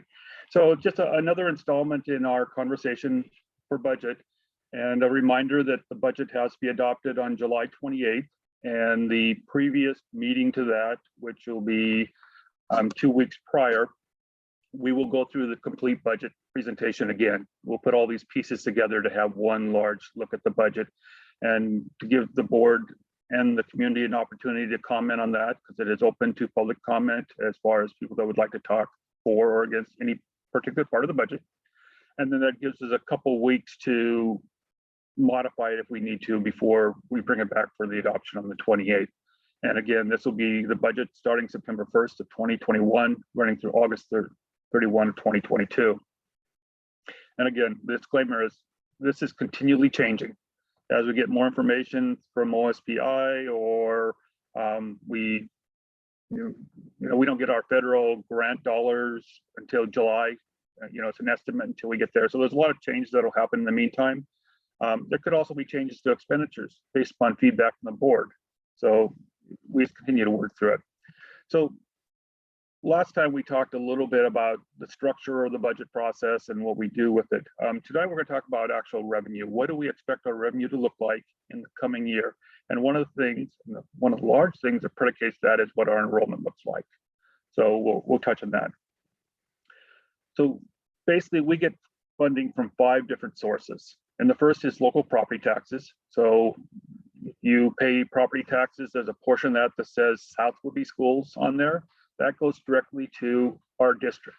There's a portion that says state schools. That goes to OSPI, and then they distribute that money. We have no control over the state money. But this is the local part that comes directly to the district, and it's for enrichment. And we'll talk about what we use those dollars for. There's also the local district generated funds, and that's the things that occur in the buildings, and we'll kind of explain some of that. There's state apportionment, and then there's state funding for categorical programs. And categorical programs basically means that it has to be used for the specific purpose that is funded. So if we get money for transportation, it's an easy one. We have to spend it on transportation. And if we don't spend it, we have to return it to OSPI. There is a process at the end of each year where I have to go through and make sure we have enough expenditures that we don't have to return money to the state. And the last is federal funding, and it's also very categorical. whether it's special education or title or that type of program. One of the things I noticed when I started to look at it is on the left is our traditional funding pattern. And you see that this year, 76% of our money comes from the state through the apportionment process, which is based upon enrollment. 6% comes from the federal government through grants, about 18% from local levy and money generated within the buildings. Next year, it changed to 70% from the state, 12% from the federal government. And that's a direct result of the Esser Funds, that additional funds that have been passed through school districts to help with learning loss and remediation and all the things we need to do to get kids back to where they need to be. So it is a shifting of where our funding comes. And one of the reasons that you see less in state money is it's based upon enrollment. So as enrollment reduces, the state funding also reduces. There's also, and we talked a little bit about it last time, is a regionalization factor for South Whidbey went down by 2%. So that also decreases, and I'll kind of touch on that a little bit as we talk about how apportionment works. Can I add just a quick comment in with this slide? Because I think the slide is really helpful.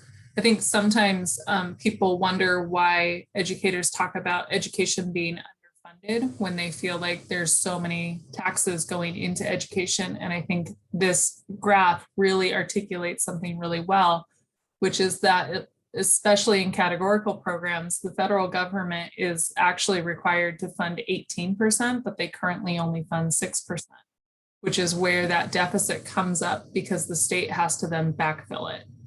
And so what's interesting to me with the Esser funding is that we're still not to what the federal government should be funding, but we are closer to it. And it'll be interesting to see what that looks and feels like as a district. And that's only a one shot. Yeah, the interesting I know. Is that not only is it a one shot, but it's for additional services. So it's not going to backfill what we're doing now. It's for providing additional opportunities, and there'll be a lot of additional cost in order to do that.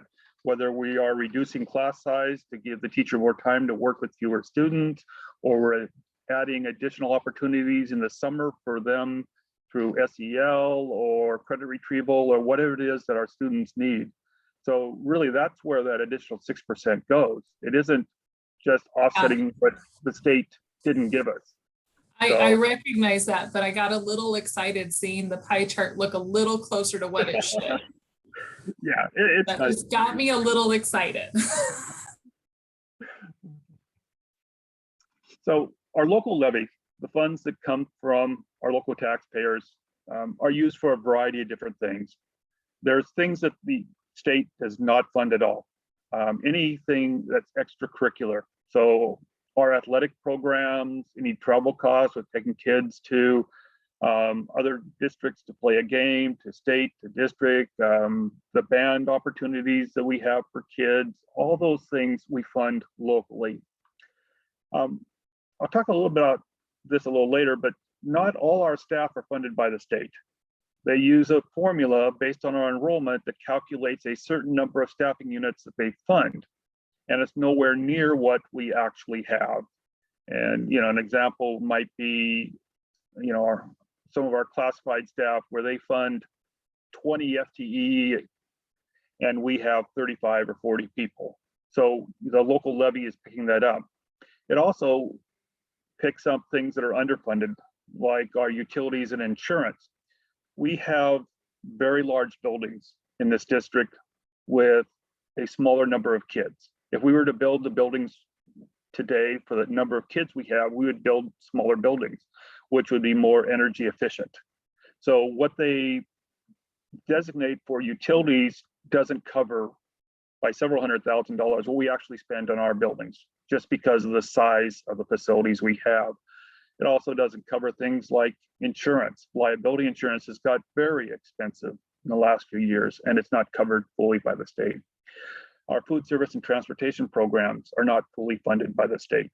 So those also are things that are supported by our local levy. And then anything that we negotiate with our staff, whether it's health insurance, paid leave, vacation leave, different types of additional time, stipends for whatever it might be, those are not funded. The state only funds a portion of the basic salary. They don't even fund all of that. But that is what they, and then professional development. There are some funding for professional development for certificated staffing, but nothing for classified staff. So anything we do above what the state allocates is another local cost. So it gives you an idea of how we spend those local levy dollars. Interesting, we have a very generous community. They have approved levies for us that are $4,018,000 for the current year, $4,019,000 for the coming year. And levies are on a calendar year, so they are levied in 2021 or 2022. We work on a fiscal year, which crosses 2 calendar years. So basically our levy is a combination of the two. We collect 42.2% in February from the 2021 levy, and we'll collect 58% of the 2022 levy in the spring. And then next year we continue the same. The thing that we run into with this is that we are a district that is very wealthy in the value of our property. And because of that, we are mandated to limit our levy collection to a per student amount rather than a dollar amount per 100,000, which you see in some districts. We have about $5 billion worth of levy value in this community alone, and that would create a real very large levy for us that the state doesn't allow. So it's basically $2,663.39 times our student FTE. And there's a very positive thing that happened in the last legislative session is they put a hold harmless in for levies that allowed us to use the 2019-20 student FTE, which is a much higher number than we're going to see in 2021. So because of that, we will see our levy at about $3.4 million. Otherwise, it's going to drop to about $3.1 million. But what that requires is a rollback. And basically, that means we're not going to collect the full $4 million from the community. We're only going to collect the $3,384,000. So we will not collect $634,312 of capacity that the voters approved, but we can't actually receive. So what does that really mean? Well, what that means when you look at it is you will see that our local levy revenue has been about $3.3 million for the last 2 years and will be in next year. So there's no growth to our levy. It isn't like that dollar amount per student increases each year, but because of the number of students we have, we're not seeing a growth. So there's no additional funds in the levy as we move through time. So it's one of the things as we're building this budget we have to be aware of is that that isn't an increasing number that would help offset increasing costs. Because things like utilities, cost of fuel, et cetera, increases over time, but the levy revenue actually is not. Then we have the local non-tax. This is stuff that's generated within the building. Donations, rental fees, predominantly the community center, the old Bayview School, local food service fees. This one is really going to be non-existent in the coming year, and I'll explain what that is, but it's normally for those meals that are purchased within the building. And then any student fees, the traffic safety program, sale or resale of goods, and investment on the money we have in would be out of the bank. Very similar to what we've seen in the past. The only one that's quite different is the local food service sales. Currently, the federal government has allowed us to provide a program where we can provide meals to all students for free this year. So we're not actually selling any meals in our building. They're continuing that next year. So the advantage is that every student that goes to South Woodby next year can have lunch, breakfast for free. They don't have to do anything. They don't have to qualify. It's for everybody. So what it does is it reduces our local revenue, but increases our federal revenue. So you'll see that that's one of the things that increased over time. So we're looking for those purposes about $406,000. And most of these are offsetting So like, resale accounts, if we don't bring the money in, they're not going to be an expenditure. Same things like grants. If we don't get $60,000 in grants, we're not going to spend the $60,000. So most of these are offsetting except for the community center rentals. And you can see that, we reduced it this year, revised it down due to the economy. And we're anticipating that it will start ramping back up as we're getting more people that are able to start paying, full rent as we move into the new year and the economy starts opening up and people start going back and participating. Now we start to get to the point where we talk about enrollment. That has the effect on it. So state apportionment, that's at 70% of that money that we get is based upon the number of students that we have times what is referred to as a prototypical school model with staffing ratios. And that creates the funding for our salaries, benefits, and MSOCs. So, and a very crucial part of this, and not that I'm trying to say that students are about money, but in the budget process, they are. It's really every student is basically $10,000. So it's critical that we understand this as we create a budget. The expenditure aspect of the budget is about what do we do with our money to provide services for kids. The revenue side is what generates revenue for the district. There's also the other half of this is staffing units. And we briefly talked about this before, but OSPI has 3 classifications of staff that they fund at different rates.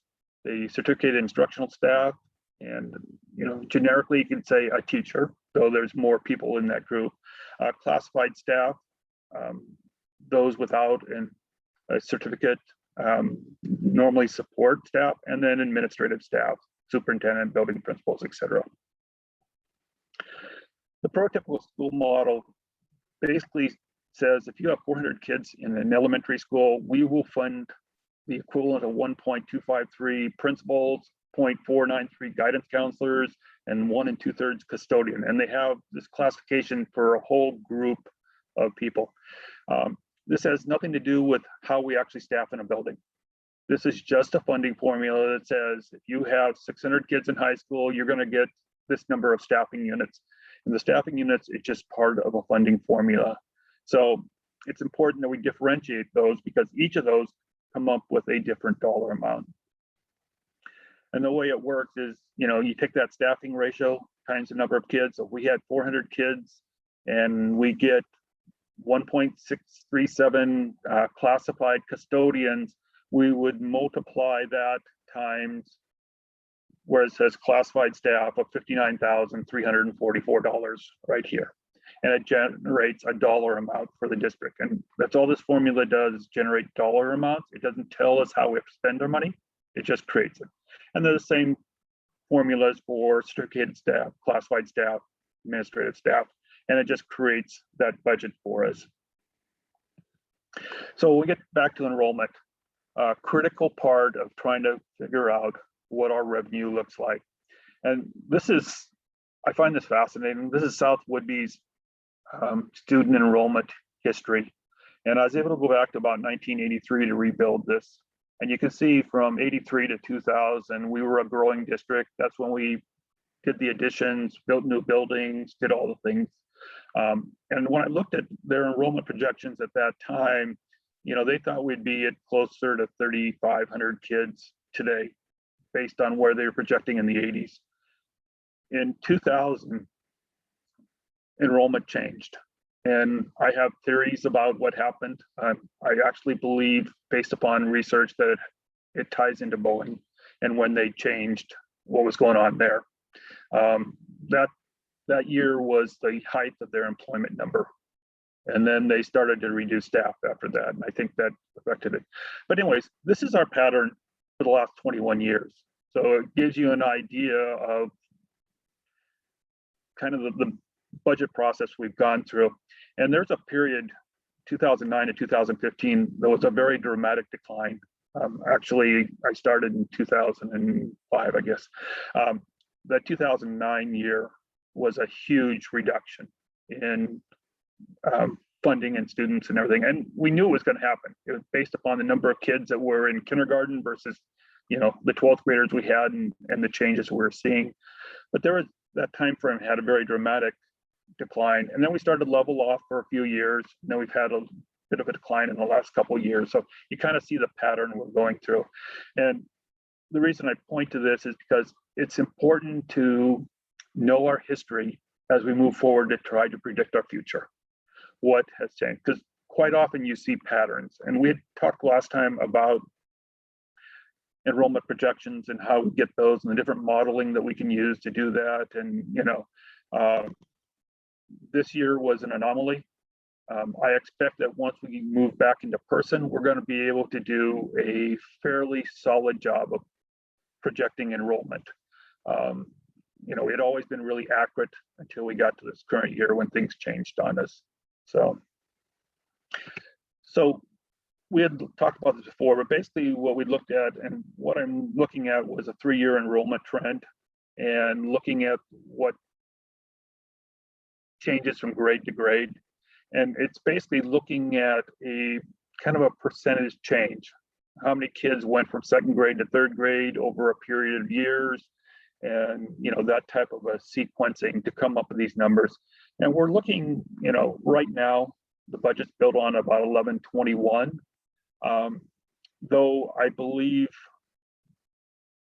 we may see these numbers change a little bit in the next month, because I know that, Susie has 20 kids already signed up for an alternative program. Currently, we have 6 in the district for this particular year. So there's some variations of things that are happening that may change this, and I believe positively change those numbers. So did that answer your question, Andrea, or do you have more? Yeah, I do. I have just a logistical question. So last year, so for the public and our new board members kind of context, part of what's hard about school budgeting is we have to budget in the spring for what's going to show up in the fall. And so it's a little bit of a chess game. And one of the benefits that we have with Dan is that he has always kept us very financially sound. We have known about concerns or areas well in advance. And that's because Dan is really good at knowing what may or may not be coming down the pike, minus a global pandemic. Dan should have seen that one coming. Last year, I believe you made the decision to budget low and hope that we came in higher what we budgeted for. And the rationale for doing that is we get our apportionment adjustment in January. So the apportionment that Dan was talking about is based on number of student FTE. If you budget low and you come in higher, then in January, you actually get a bump. So you have more funding coming in. And that's a better way to be than the reverse side, where if you budget high and you come in low, then you end up losing that bump. Dan, with that little bit of context lesson, what is your thoughts about how you're going to budget or project at this point in time? I believe that I'm going to budget what I think is actually what's going to happen. I don't believe I'm going to be dramatically low in the number because we have a solid fund balance. And for those that don't know what fund balance is like your savings account at home. And due to the modality of our education system this year, and you notice that our expenditures are 89% rather than being closer to 100% with our encumbrances, we're going to have a little extra savings in our savings account. And I think that would carry us if we are a little short. I don't expect it will be much different than this. I really believe that we will hit this number.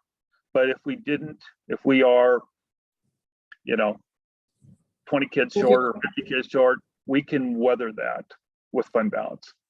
So I think we're okay. I am also, unlike last year, there's no unknowns going into this budget season. The legislature is finished. OSPI has digested all the language. They have set out their modeling programs to help us calculate and what we expect the revenue will actually be based upon how they interpret that law. Because that's sometimes the tricky part. If it's so close to the budget season that we don't have an interpretation of what the language really means, that changes, but we have that. So, I'm confident the numbers that, we're showing you based on the number of kids that we have is what we would receive in the coming year. So I feel pretty confident with this number. Honestly, yes, I'm probably a little conservative. It might be a little lower than somebody else would pick, but not dramatically. So I think we have a plan that we can, if it isn't exactly right, we can cover it. And that was what we went into with last year, knowing that if enrollment was down, that's going to change our needs. Because really, our costs, a lot of the costs are predicated upon the number of kids we have.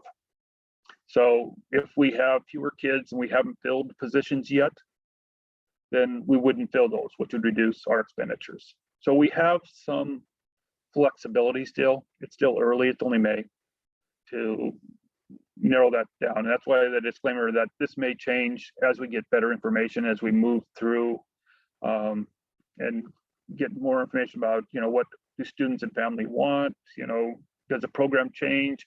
Do we have more kids want to move into an ALE program versus an in-person? It all changes a little bit, but I'm pretty confident with this number. Thank you. Yeah. Can I just offer a quick reflection on mentioning that the students, that there's a lower cost when we have lower enrollment. And I just wanted to harken back to a previous board meeting where we were asked by a community member about how we can attach a dollar value to a student. And I just want to speak to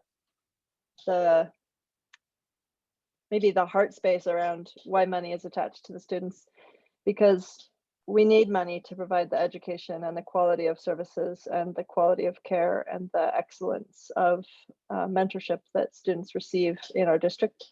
Without money in the system we live in, we simply can't provide these things. And so although it can feel a little antiseptic to talk about dollar amounts attached to each student who enrolls, there's an absolute correlation between how well the district is funded and how well we can provide services to each and every student. And it is really about the quality of the services that we are providing. And that's why it is so valuable to have the expert attention to the budget that you're providing. So I'm just grateful, Mr. Pullman, for the attention to detail because of what it makes possible. Thank you. Yeah, and I don't want people to believe that the revenue that we talk about has any inflection on the value of students in our district. This is just a basic funding formula. It takes a number, multiplies it to create staffing units, attaches a dollar amount to those staffing units, adds benefits, and creates a budget and says you get $20 million, whatever the amount is. So when we talk about this aspect, we're really not talking about students. We're talking about how our schools funded in the state of Washington. And it's not about putting value on anything. It's a very simple financial calculation. And the important part is that we try to calculate appropriately how many students we believe we have. But really, when we get to the expenditures, that's where you get to that aspect of it, where do you put your money? Okay, we have the money that was generated. Now, how do we spend our money? That's the value part of it. It really is in this process. Is it in smaller class sizes? Is it in more opportunities outside of the classroom? Is it in whatever it might be? That's the conversation that we get to. So thank you, Marty, for bringing that up, because I really don't want people to think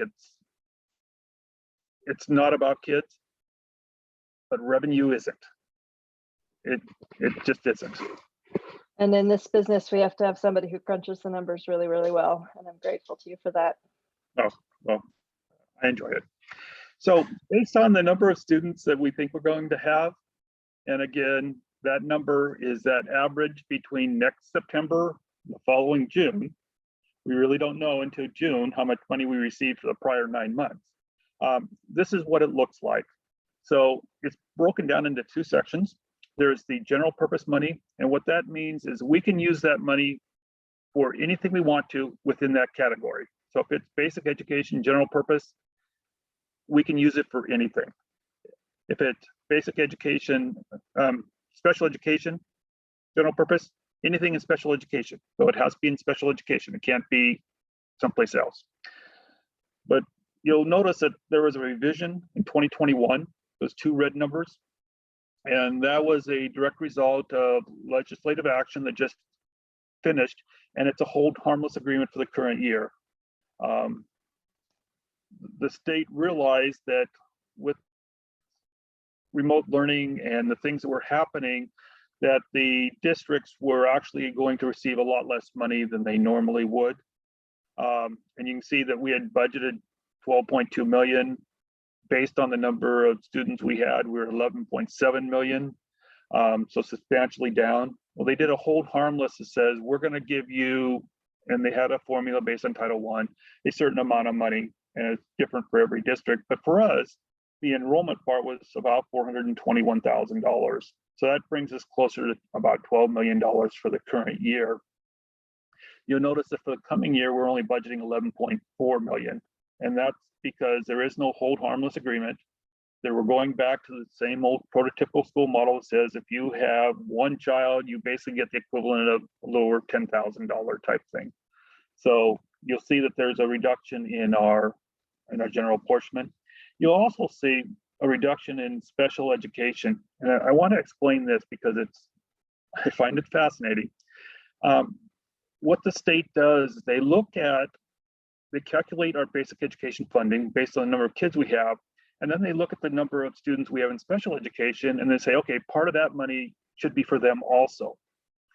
And, you know, the current year, that percentage they calculated was 29.4%. So they took a percentage of the general basic ed dollars times, you know, that percentage times students, et cetera, to come up with about 463,000 that out of basic ed goes to special ed. Well, this year, our percentage dropped to 16.3%. And you'll see that the number is almost half as much.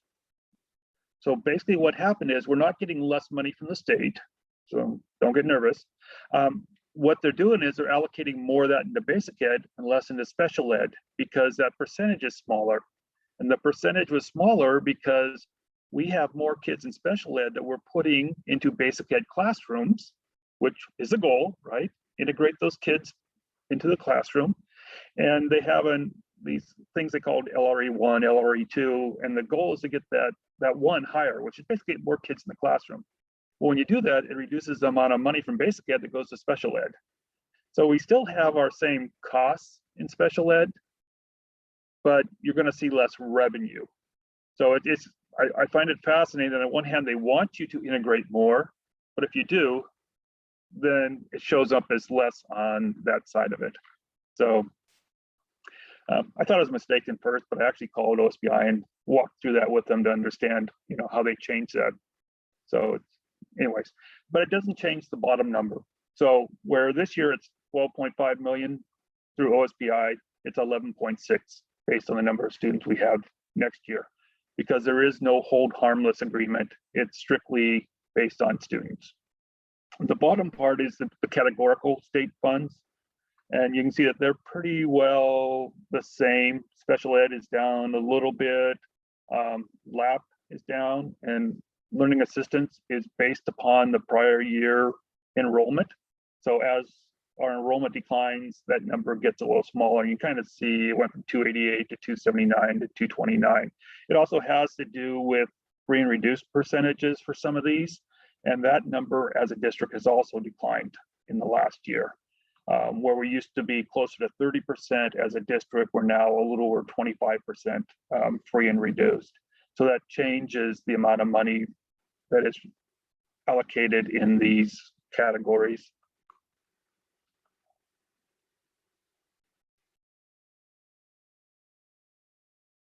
The one that is encouraging is the red on the bottom. This is 985,000. That's transportation. And you see this year, based upon our transportation ridership, we're looking at 456,000. They also did a hold harmless of 221,000. So we're closer to, $680,000. The legislature understood that we're going to need more money in the future. The way funding works for transportation, it's based upon student ridership or your expenditures, whichever is less. So knowing that we were spending less in a year that we're not transporting as many kids, they allowed a hold harmless that took us back to 2019-20 and said you could have the greater than or greater of either that year or what we expect for next year. And 2019-20, we actually received $985,482. So we are guaranteed, and that's the nice part, it's very clear we're guaranteed that we will receive that. So that is actually much larger than we'd even budgeted for the current year, the 830,000. So that's a very positive in the budget. So it looks like with those, we're looking at about $3 million, which is up a little bit from the current year, but down a little bit from what we had budgeted for the current year, and substantially down from where we were, 2 years ago. And then there's the federal money, and this is very categorical. It also is highly audited. It's one of those areas that, we can only spend it for the purpose that is written into whatever the grant may be. So if it's IDA, it's special education, if it's homeless, it has to be in that category, whatever it might be. And you'll see that there's a couple of changes that we see in here. The first two are what's referred to as Esser Funds. Those are federal funds that are specific to the pandemic and the economic downturn we've seen. They're coming through.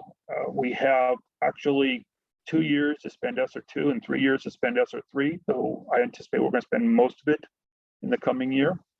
But that's about $1.6 million bump that we will see.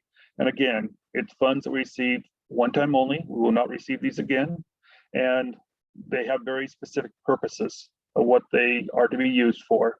And predominantly, most of it's going to be to address the learning loss that students have had, and how do we adjust that, and the supports that are needed around that. The other one is that $220,000, the OCOM, that's the federal reimbursement for the free meals that we will be giving. So rather than having some free and reduced that we get reimbursed from the federal government and some local sales, it all becomes federal money. That's one of the reasons you see a larger federal funds this year. So we're actually going to see an increase in federal funds from about 1.1 million to about 2.5, predominantly though from those Esser funds.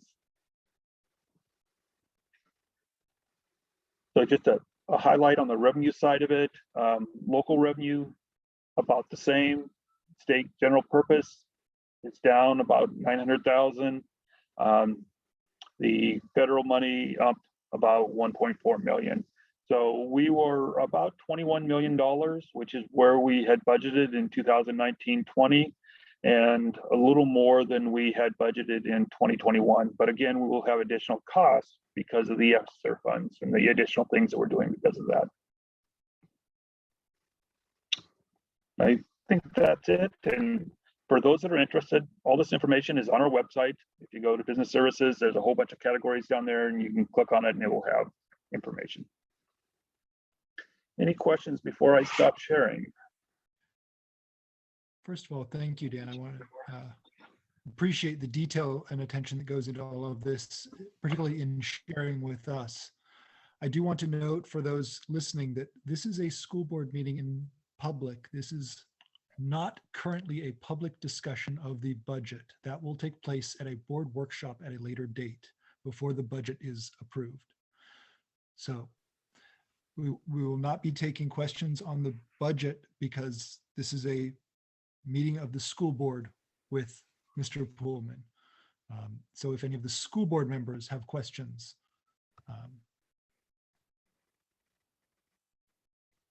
now's the time.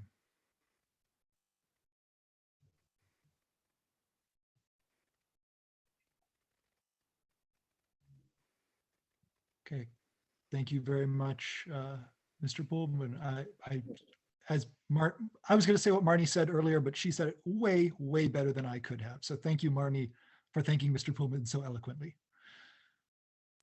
You're welcome. Thank you for thanking me so eloquently.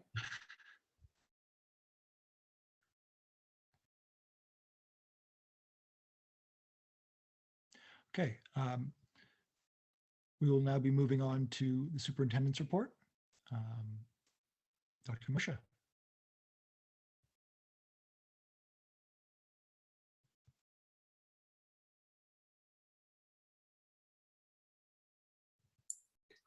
Thank you. I just need to share my screen. I'll be there in 1 sec.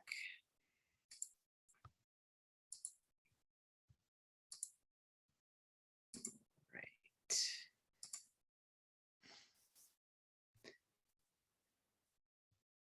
Okay, can you see my screen? I want to make sure you see it before I start talking. Okay.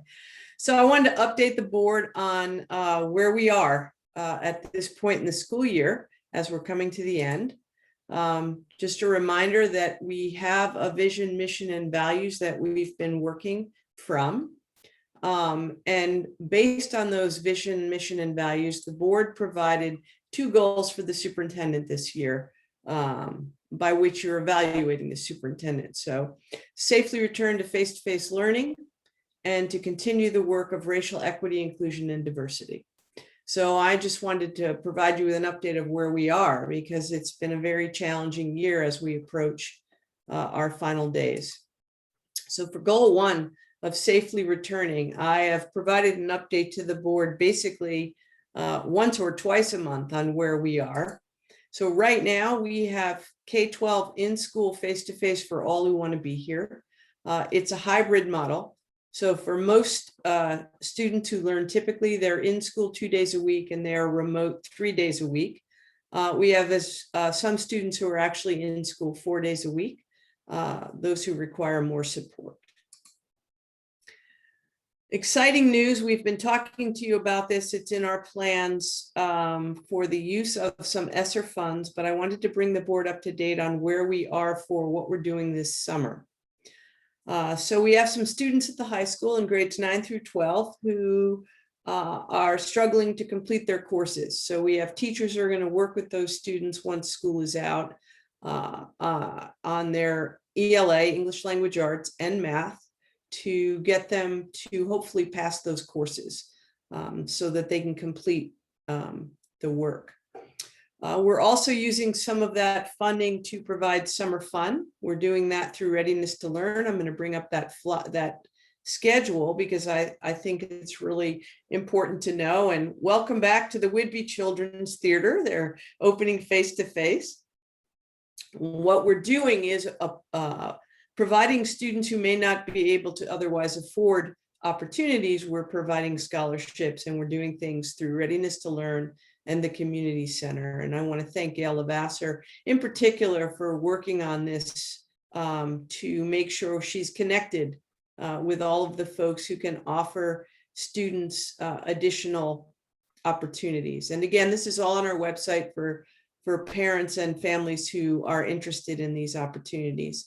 So here is the schedule. It's week by week. There are different opportunities through the month, through the end of June, into the month of July. So again, excited to be able to offer additional opportunities, most especially for students who need some social emotional connection. It's really wonderful that after all this time, we're back to able to give kids face-to-face opportunities. Grades 7 and 8, Kayla and James Swanson have put together Jumpstart. Again, another set of opportunities for students. Here is the flyer. These will occur in August, but it'll be 5 days a week during those 2 weeks. And there'll be not only some academic opportunities, but enrichment opportunities, outdoor activities. Again, getting students geared up to return to school in September. Summer school credit retrieval. Individual students will be contacted. Again, If the completion of courses in June isn't what works for students, they will be able to do credit retrieval work on an individual basis in August, and they will be contacted directly. Extended school year program from students with special needs, that happens every year, and this summer is no exception. So there will be an extended school year. The summer reading program, this is something that we're offering.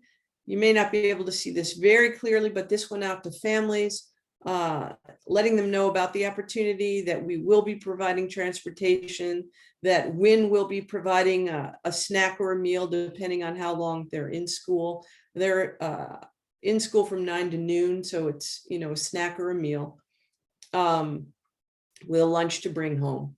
So again, no cost to families, and families are given the opportunity to sign up for that.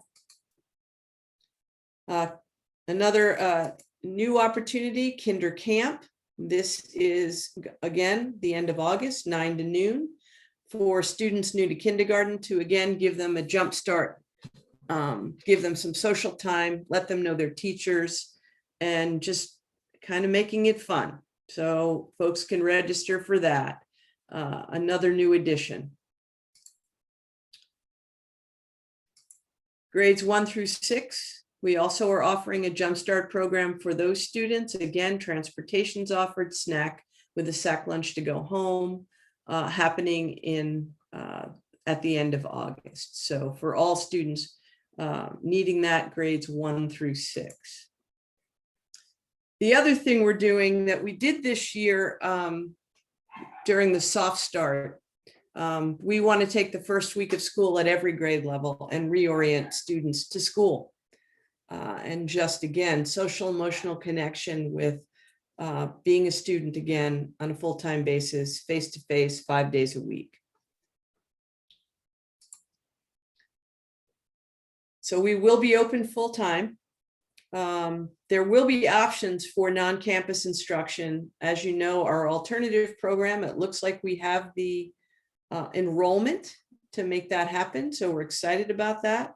So we're going to start on the path of exactly who will be working in that program. If we have students who wish to continue with only virtual instruction, that will be through Spokane Virtual Academy.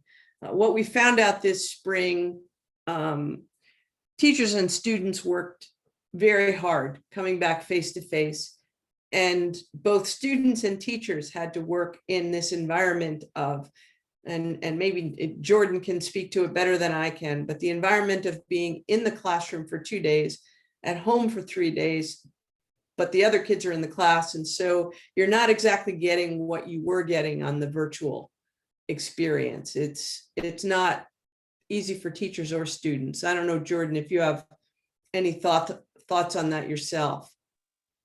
I don't think I have anything to add. I think you explained it pretty well. Yeah, so it wasn't the best. So if a student still is in need of a full-time virtual program, we will be offering the Spokane Virtual Academy option. So people have been asking, well, what does it mean in terms of, is everybody going to be wearing a mask? How do we sort of deal with the fact that the Department of Health and the CDC, they don't necessarily say the same things? School is under its own K-12 rules. Here's what we know right now, as of May 13th, that we will be in school full-time with face covering. We have appropriate ventilation, cleaning and disinfecting. The physical distancing has changed. It will be 3 feet between students, 6 feet between student and teacher, and 6 feet when masks are off, to the greatest extent possible. So for example, our cafeterias, in order to house students, may not be 6 feet apart in those environments. We'll do the best we can. The other interesting thing that changes here is that this has become requirements. It had gone from being recommendations, guidelines. They've changed the language to say requirements. Doesn't mean these will be the requirements in September. There's still discussion. It depends on disease, but this is what we're being told right now for the fall. Risk management chimed in because L&I, that's labor and industries, that's our workers' compensation. They set the standard for what work environments are like in our state. They had come out with masking guidelines. They don't apply to schools. So I just, again, for the sake of the public, because it seems to be conflicting, right? I don't have to wear a mask. I do have to wear a mask. K-12 schools are under different recommendations at this time. So we are required on our campuses to have students and staff using face coverings. Again, the CDC's guidance, we heard about this. What we did also hear from the CDC is that all of the mitigation that we're doing in school has really helped. The fact that we've kept kids distance, that we've made sure that everybody's wearing masks, that we're offering testing if you are symptomatic or worried that you may have been exposed. And now vaccinations are happening for those who choose to take them 12 and up. And that may get lowered from what we're hearing from Island County. Where are we in Island County? I've been showing you this every time we've had an update. We're at currently the lowest in the 3-county area, 50 cases per 100,000. Whatcom is above 200, and Snohomish and Skagit are close to 200. So we're doing very well in Island County. You can see that we've dropped down quite a bit. Our vaccination rates in our county are also up. And I'm proud to say that 95% of our school employees are fully vaccinated or will be by September. Once we get to 70%, that's when the state expects they will fully open. It's predicted June 30th or sooner. I do want to also emphasize that the majority of new cases are occurring in young people in our county and across the state. So want to be really clear on that. The positive news from the county this morning is that it is predicted, they didn't give a date, but it's predicted that we will be at a point where we can be confident that the COVID pandemic has ended and it's become more similar to the annual flu for those who are vaccinated. You may still get ill, but they don't anticipate that the pandemic will continue. And that's the first time I've actually heard that said. We know it to be true, right? We anticipate it to be true, but actually was talked about. So that's where we are with the school year and next year, what we anticipate. This is another question that I wanted to make sure we were updated on, is what's happening for graduation. John Patton and his staff have done a lot of work putting together a nice celebration for students, for seniors. This was a welcome hit last year, this Blue Fox Drive-In. They're doing that again. It's a scholarship night, seniors award night, and slideshow up on the big screen. So again, if you have an opportunity on the evening of June 8th to drive up there, it begins at dusk. Graduation rehearsal and a senior parade to Langley. This is bringing back an old tradition, one that maybe Brooke and Marnie remember, maybe Damien too, I don't know. Senior parade to Langley, where students are able to drive their cars, go into Langley. We've added, and again, it hasn't been, it was only done once since I've been here until the city of Langley said no more, but now they're allowing it again. But part of this is to go through the elementary schools, have the seniors wave to the young children. They'll be out on the sidewalks and, so that's an exciting time. Grad rehearsal happens that day too.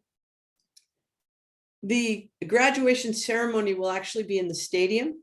the students will be seated in the stadium up the bleachers, and there will be audience members out on the field. We had discussion today about, again, the possibility of a vaccination section. Not sure how that's going to play out, but we're following the guidance. The graduation ceremony will be somewhat different. We won't be shaking hands and handing out diplomas, but we will be present for any board member that is able to be there. It is Saturday at noon. I mean, I'm skipping ahead. This is the barbecue. Wait a sec. Okay. The senior barbecue and graduation practice is on the 11th. I apologize.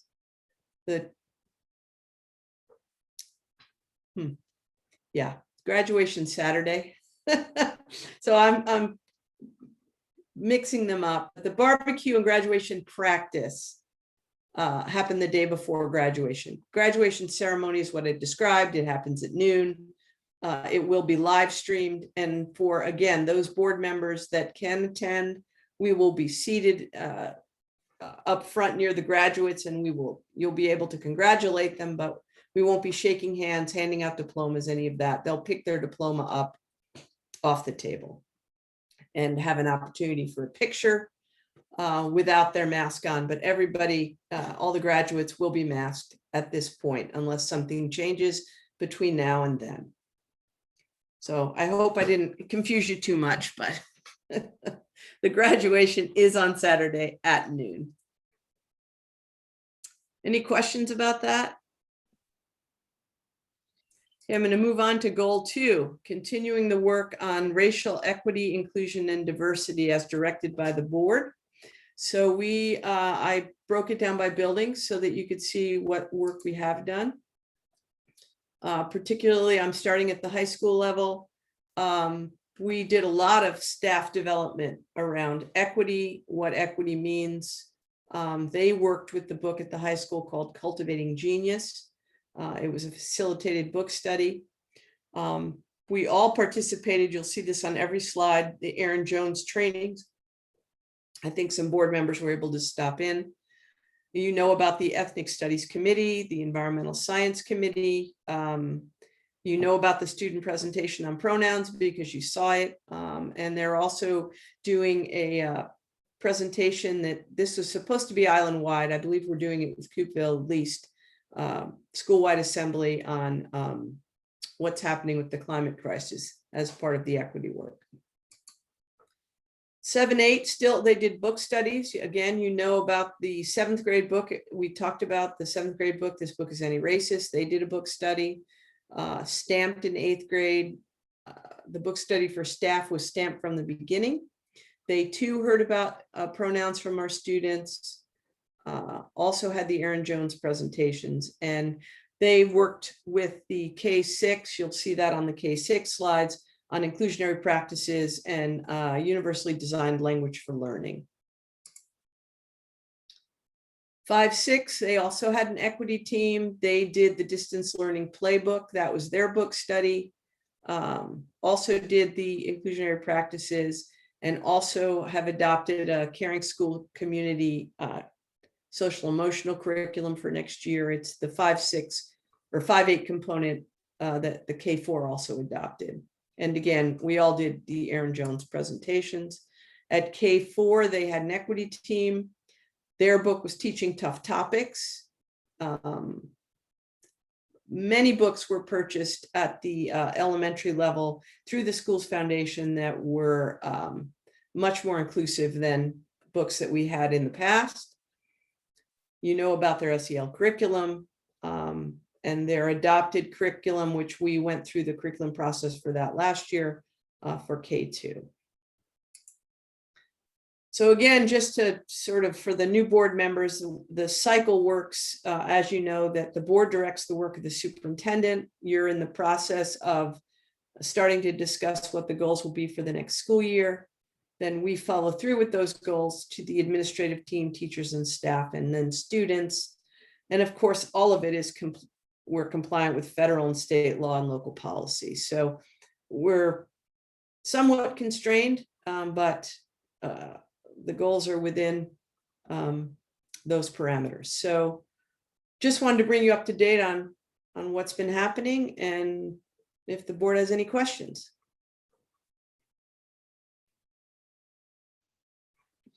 Well, I'd just like to thank you for all that information on graduation, because that's more information that I've gotten from my senior. So now I'm up to date. I took a screenshot of the whole thing. So thank you for that. And it's on the website once tonight is over. And I appreciate the look ahead on what the summer and fall look like. I think that's valuable information for both myself and for members of the community. I know that my daughter is looking forward to kinder camp with a mixture of absolute excitement and anxiety. And I really appreciate the attention to providing for the good social and emotional conditions as kids come back into school. Some may not have been in the building for more than a year. And I just think having a little spaciousness around really welcoming people wholeheartedly in a thoughtful, community-oriented way is going to make all the difference for kids to re-engage with learning in the classroom. That's our hope, so that we can really connect with them and that we're giving them opportunities over the summer to reconnect socially. I have one more piece of update. Christy, if you would do me the favor of bringing the exit or the withdrawal prior to graduation. That's an annual report that goes to the board by policy. Your policy asks for a report on any students who are approaching 16, why they withdrew, the grade level from which they withdrew, and their age at the time. So you can look through this. It's on our website. For the most part, people moved or didn't show up the first day.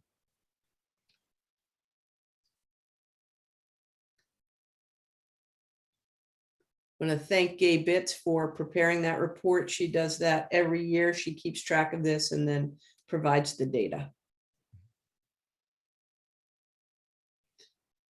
And that's it for the superintendent's update.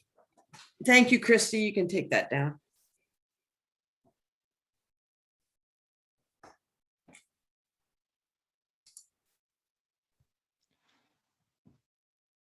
Okay, and then we'll move on to Jordan with the student rep report. Thank you for being patient and waiting through all that.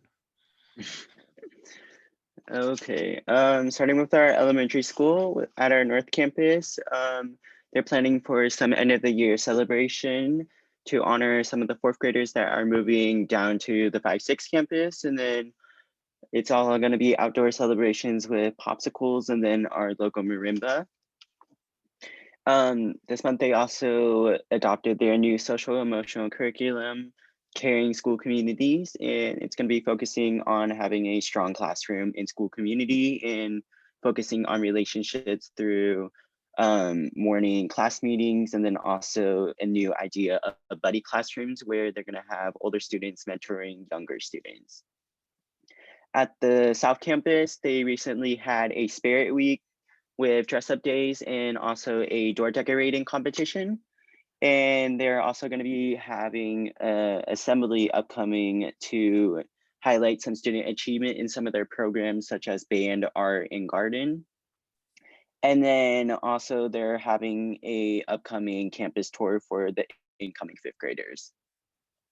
The middle school also recently had a Spirit Week with dress up days, and they also decorated their hallway spring themed for that. And then they're also having an upcoming assembly for that. And then orientation is next week for all the upcoming 7th graders. And so they're going to be offering the campus tour as well as a Q&A for all 3 cohorts, and then also a webinar. And so a bunch of the Cougars and teachers, as well as Ms. Phillips and Ms. Hunter, are going to be there to help and just to be able to connect with some of those 7th graders.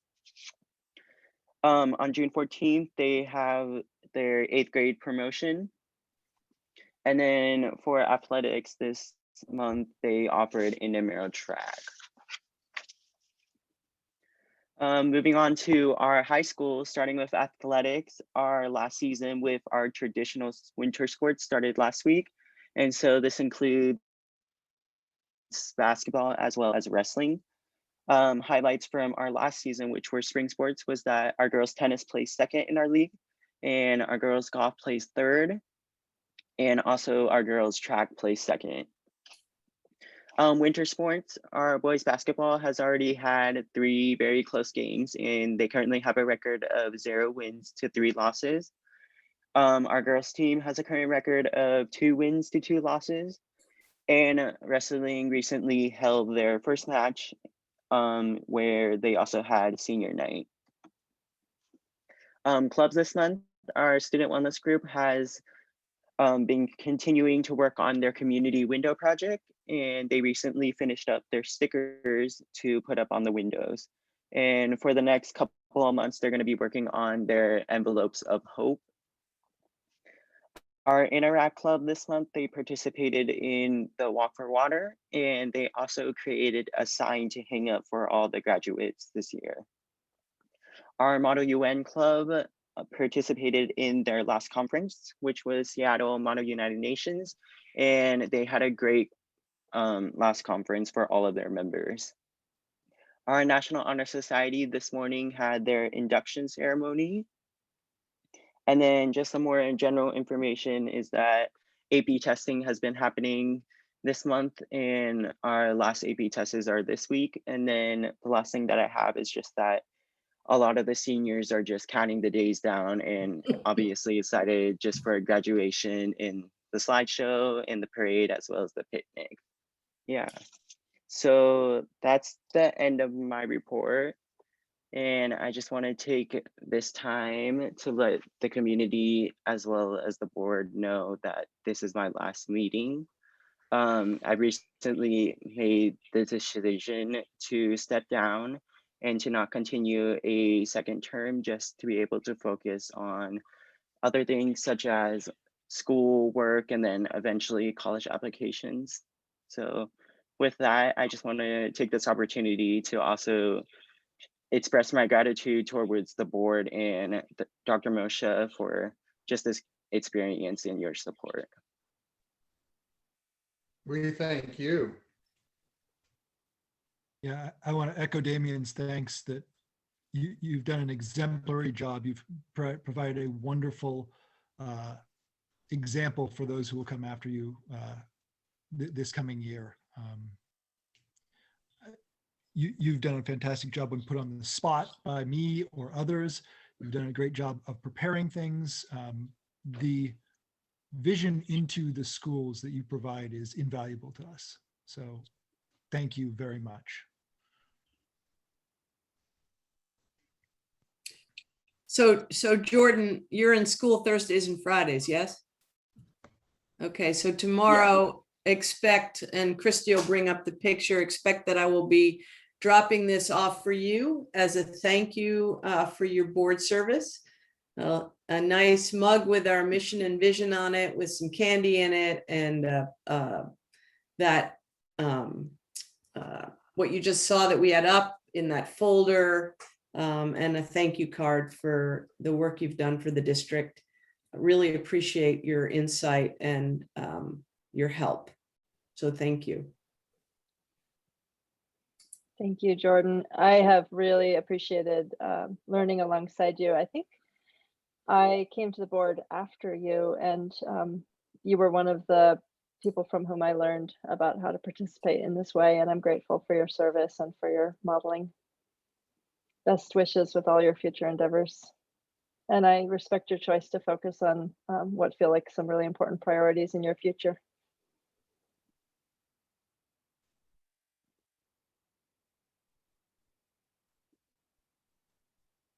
Okay. Wonderful last report, Jordan. Thank you very much. Before we get into board comments and report, I do want to reiterate that school board meetings business meetings in particular, like this one, are meetings of the board in public. We encourage public comment during the public comment period. We want that. We need that to be able to do our job. However, these are not discussions. These are not debates. These are not question and answer sessions. When we do a board workshop, for instance, when we do one upcoming on the budget, that is the community's, one of the community's opportunities to engage with the board and with those presenting in order to ask questions of items which are on the agenda. And we welcome those questions at that time. That's the purpose of those workshops. And they're incredibly valuable to help us make our decisions and to come up, bring up ideas that we might not have thought of. We've had some very valuable insights from the community in these workshops, and they're some of my favorite part of the job. But the board meeting, the business meetings are not those workshops. Go ahead. Would it be safe to suggest that if people had specific questions, areas of clarification, or were looking for a response to a comment or an ask, that since our public comment section of the meeting has moved past, that they could reach out to the appropriate person within the district, and that could be their child's or one of the principals. It could be Dr. Moshe, or it could be the board. Absolutely, exactly where I was going next, Andrea. Thank you for getting there ahead of me. Yes, that is exactly right. If it's about a single classroom, please contact the teacher. If it's about a single building, please contact the principal. If it is about the district as a whole, please contact the superintendent, or the superintendent and the board if it involves policy or curriculum or that sort of the board topics. Yeah, budget, policy, curriculum, that should go to both the board and the superintendent. Thank you for that clarification, Andrea and Brooke. This may be a bit out of order, but may I ask one clarifying question about Jordan's presentation? I was so caught up in thanking Jordan that I forgot my question momentarily. But I noticed a reference to an 8th grade promotion on the 14th of June. And I'm wondering if Jordan, if you or if anyone else present this evening has more information about that event and whether it's in a virtual or a live format. Do you know, Jordan? I just received that it was on that day. Yeah, I believe it's a virtual format. And Mr. Swanson, just a sec, let me bring him in because I don't know the answer. So sorry, James, I'm gonna bring you in for a sec. Thanks, I appreciate it. And I know this is a bit off topic, but I think for families with 8th graders, it might have been a thought-provoking line. Thank you.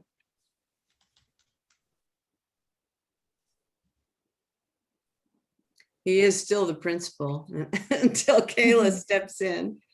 And there he is. James, I'm sorry to do that to you, but. Oh, no worries. We're gonna do the same thing that we did last year. We'll have a virtual webinar, and then we'll have an opportunity for kids to come through and do a picture photo op under the arch.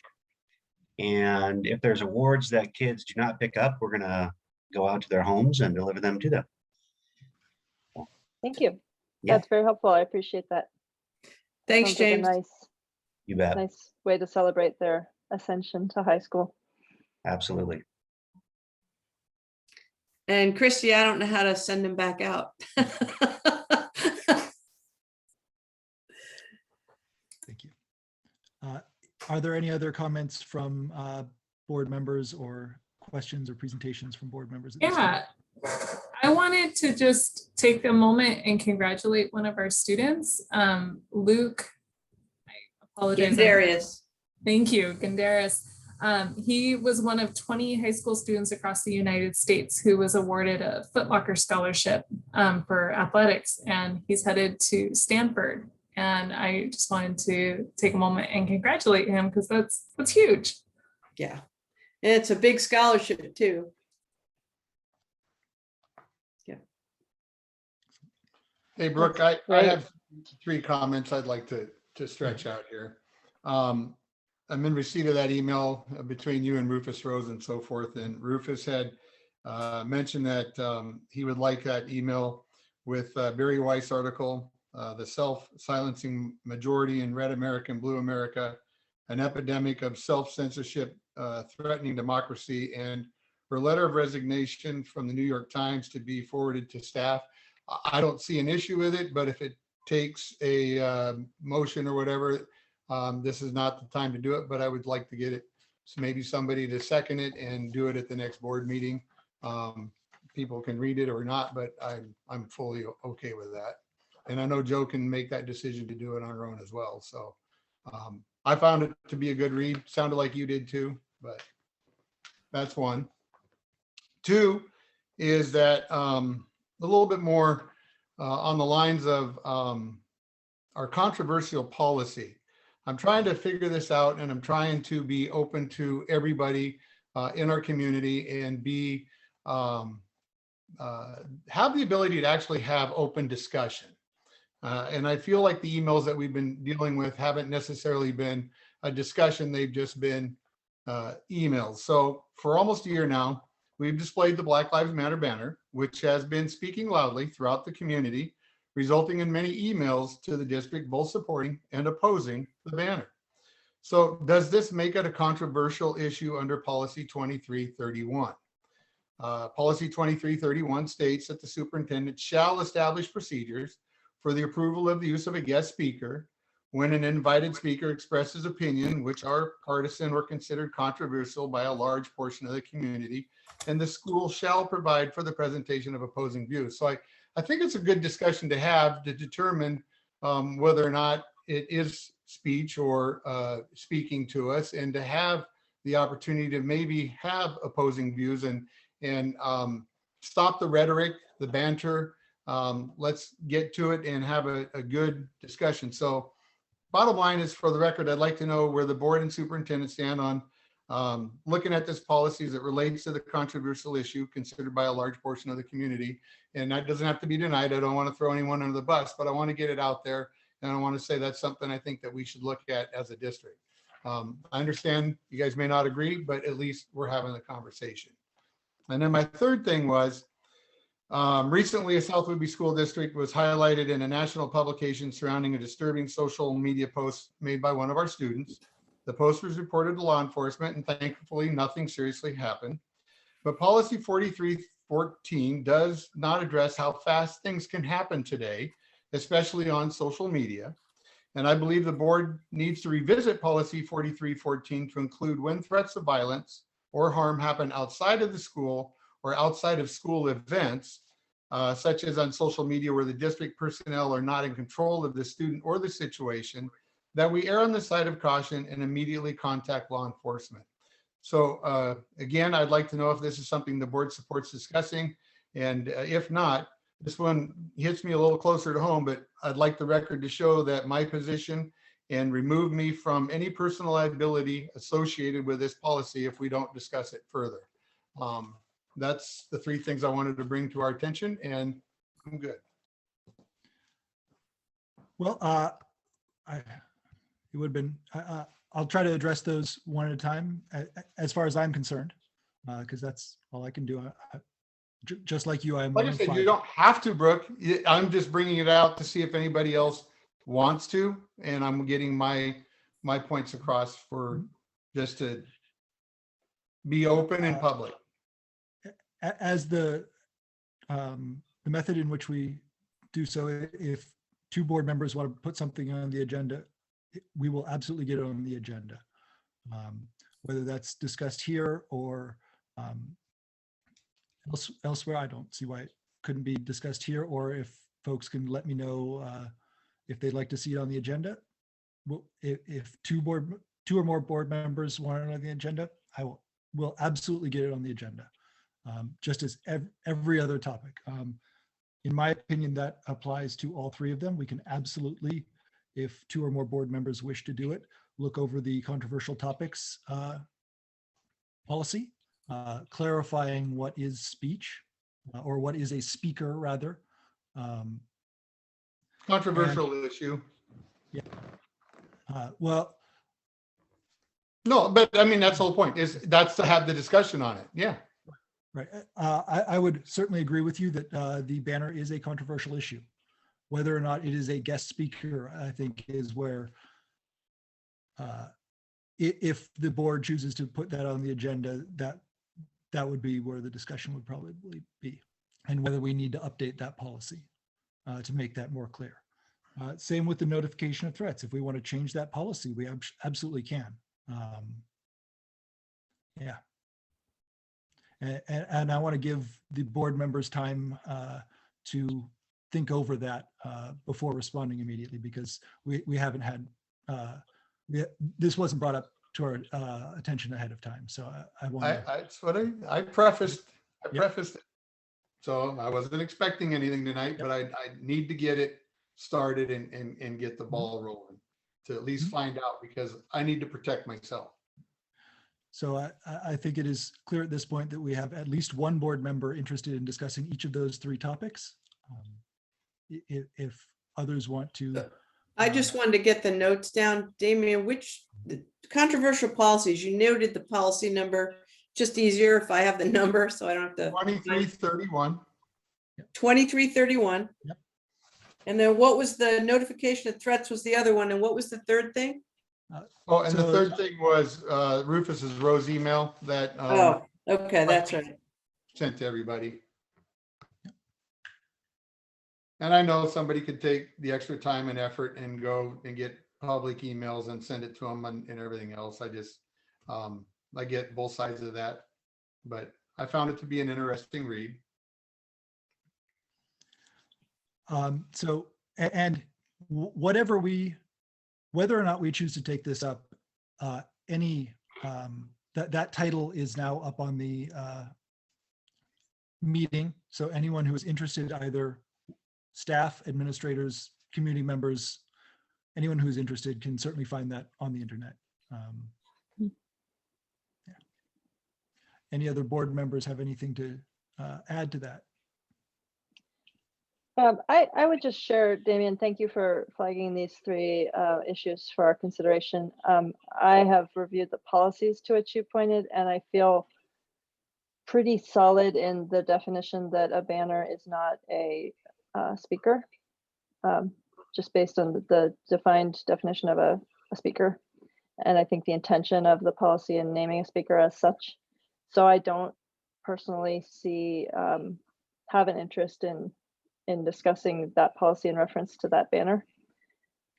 I appreciate that people can look for that title by name if they feel so moved. I think there's a lot of recommended reading and a lot of useful resources available for people on many sides of many issues. And so to have that article brought to our attention is something that I appreciate, and I appreciate the opportunity to read it, but I don't feel that making a special request to staff to do so is within my purview as a board member.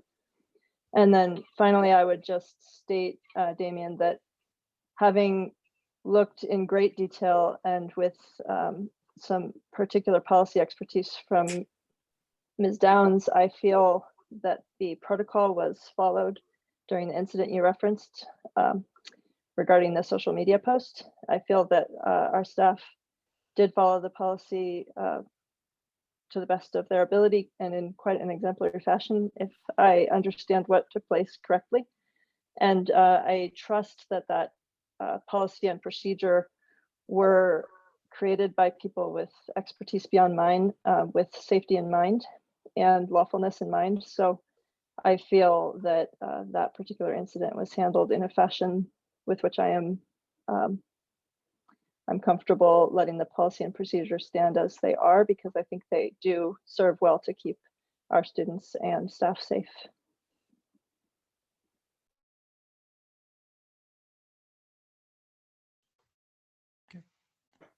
So if any of the board, thank you, Marnie, for chiming in on that. If any of the board members wish to add that to the agenda, please let me know before the time the agenda needs to go out for the next board meeting. And if so, we will add it to the board workshop for Thank you, further Brooke. discussion. Yeah. Thanks, Brooke. Having a little time to think it through and review the policies feels like a really smart choice for me. Yeah. Are there any other board comments or reports?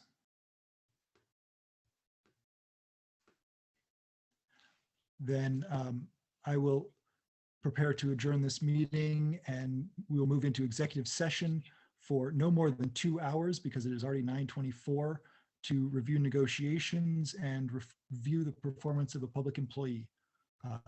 This meeting is now adjourned.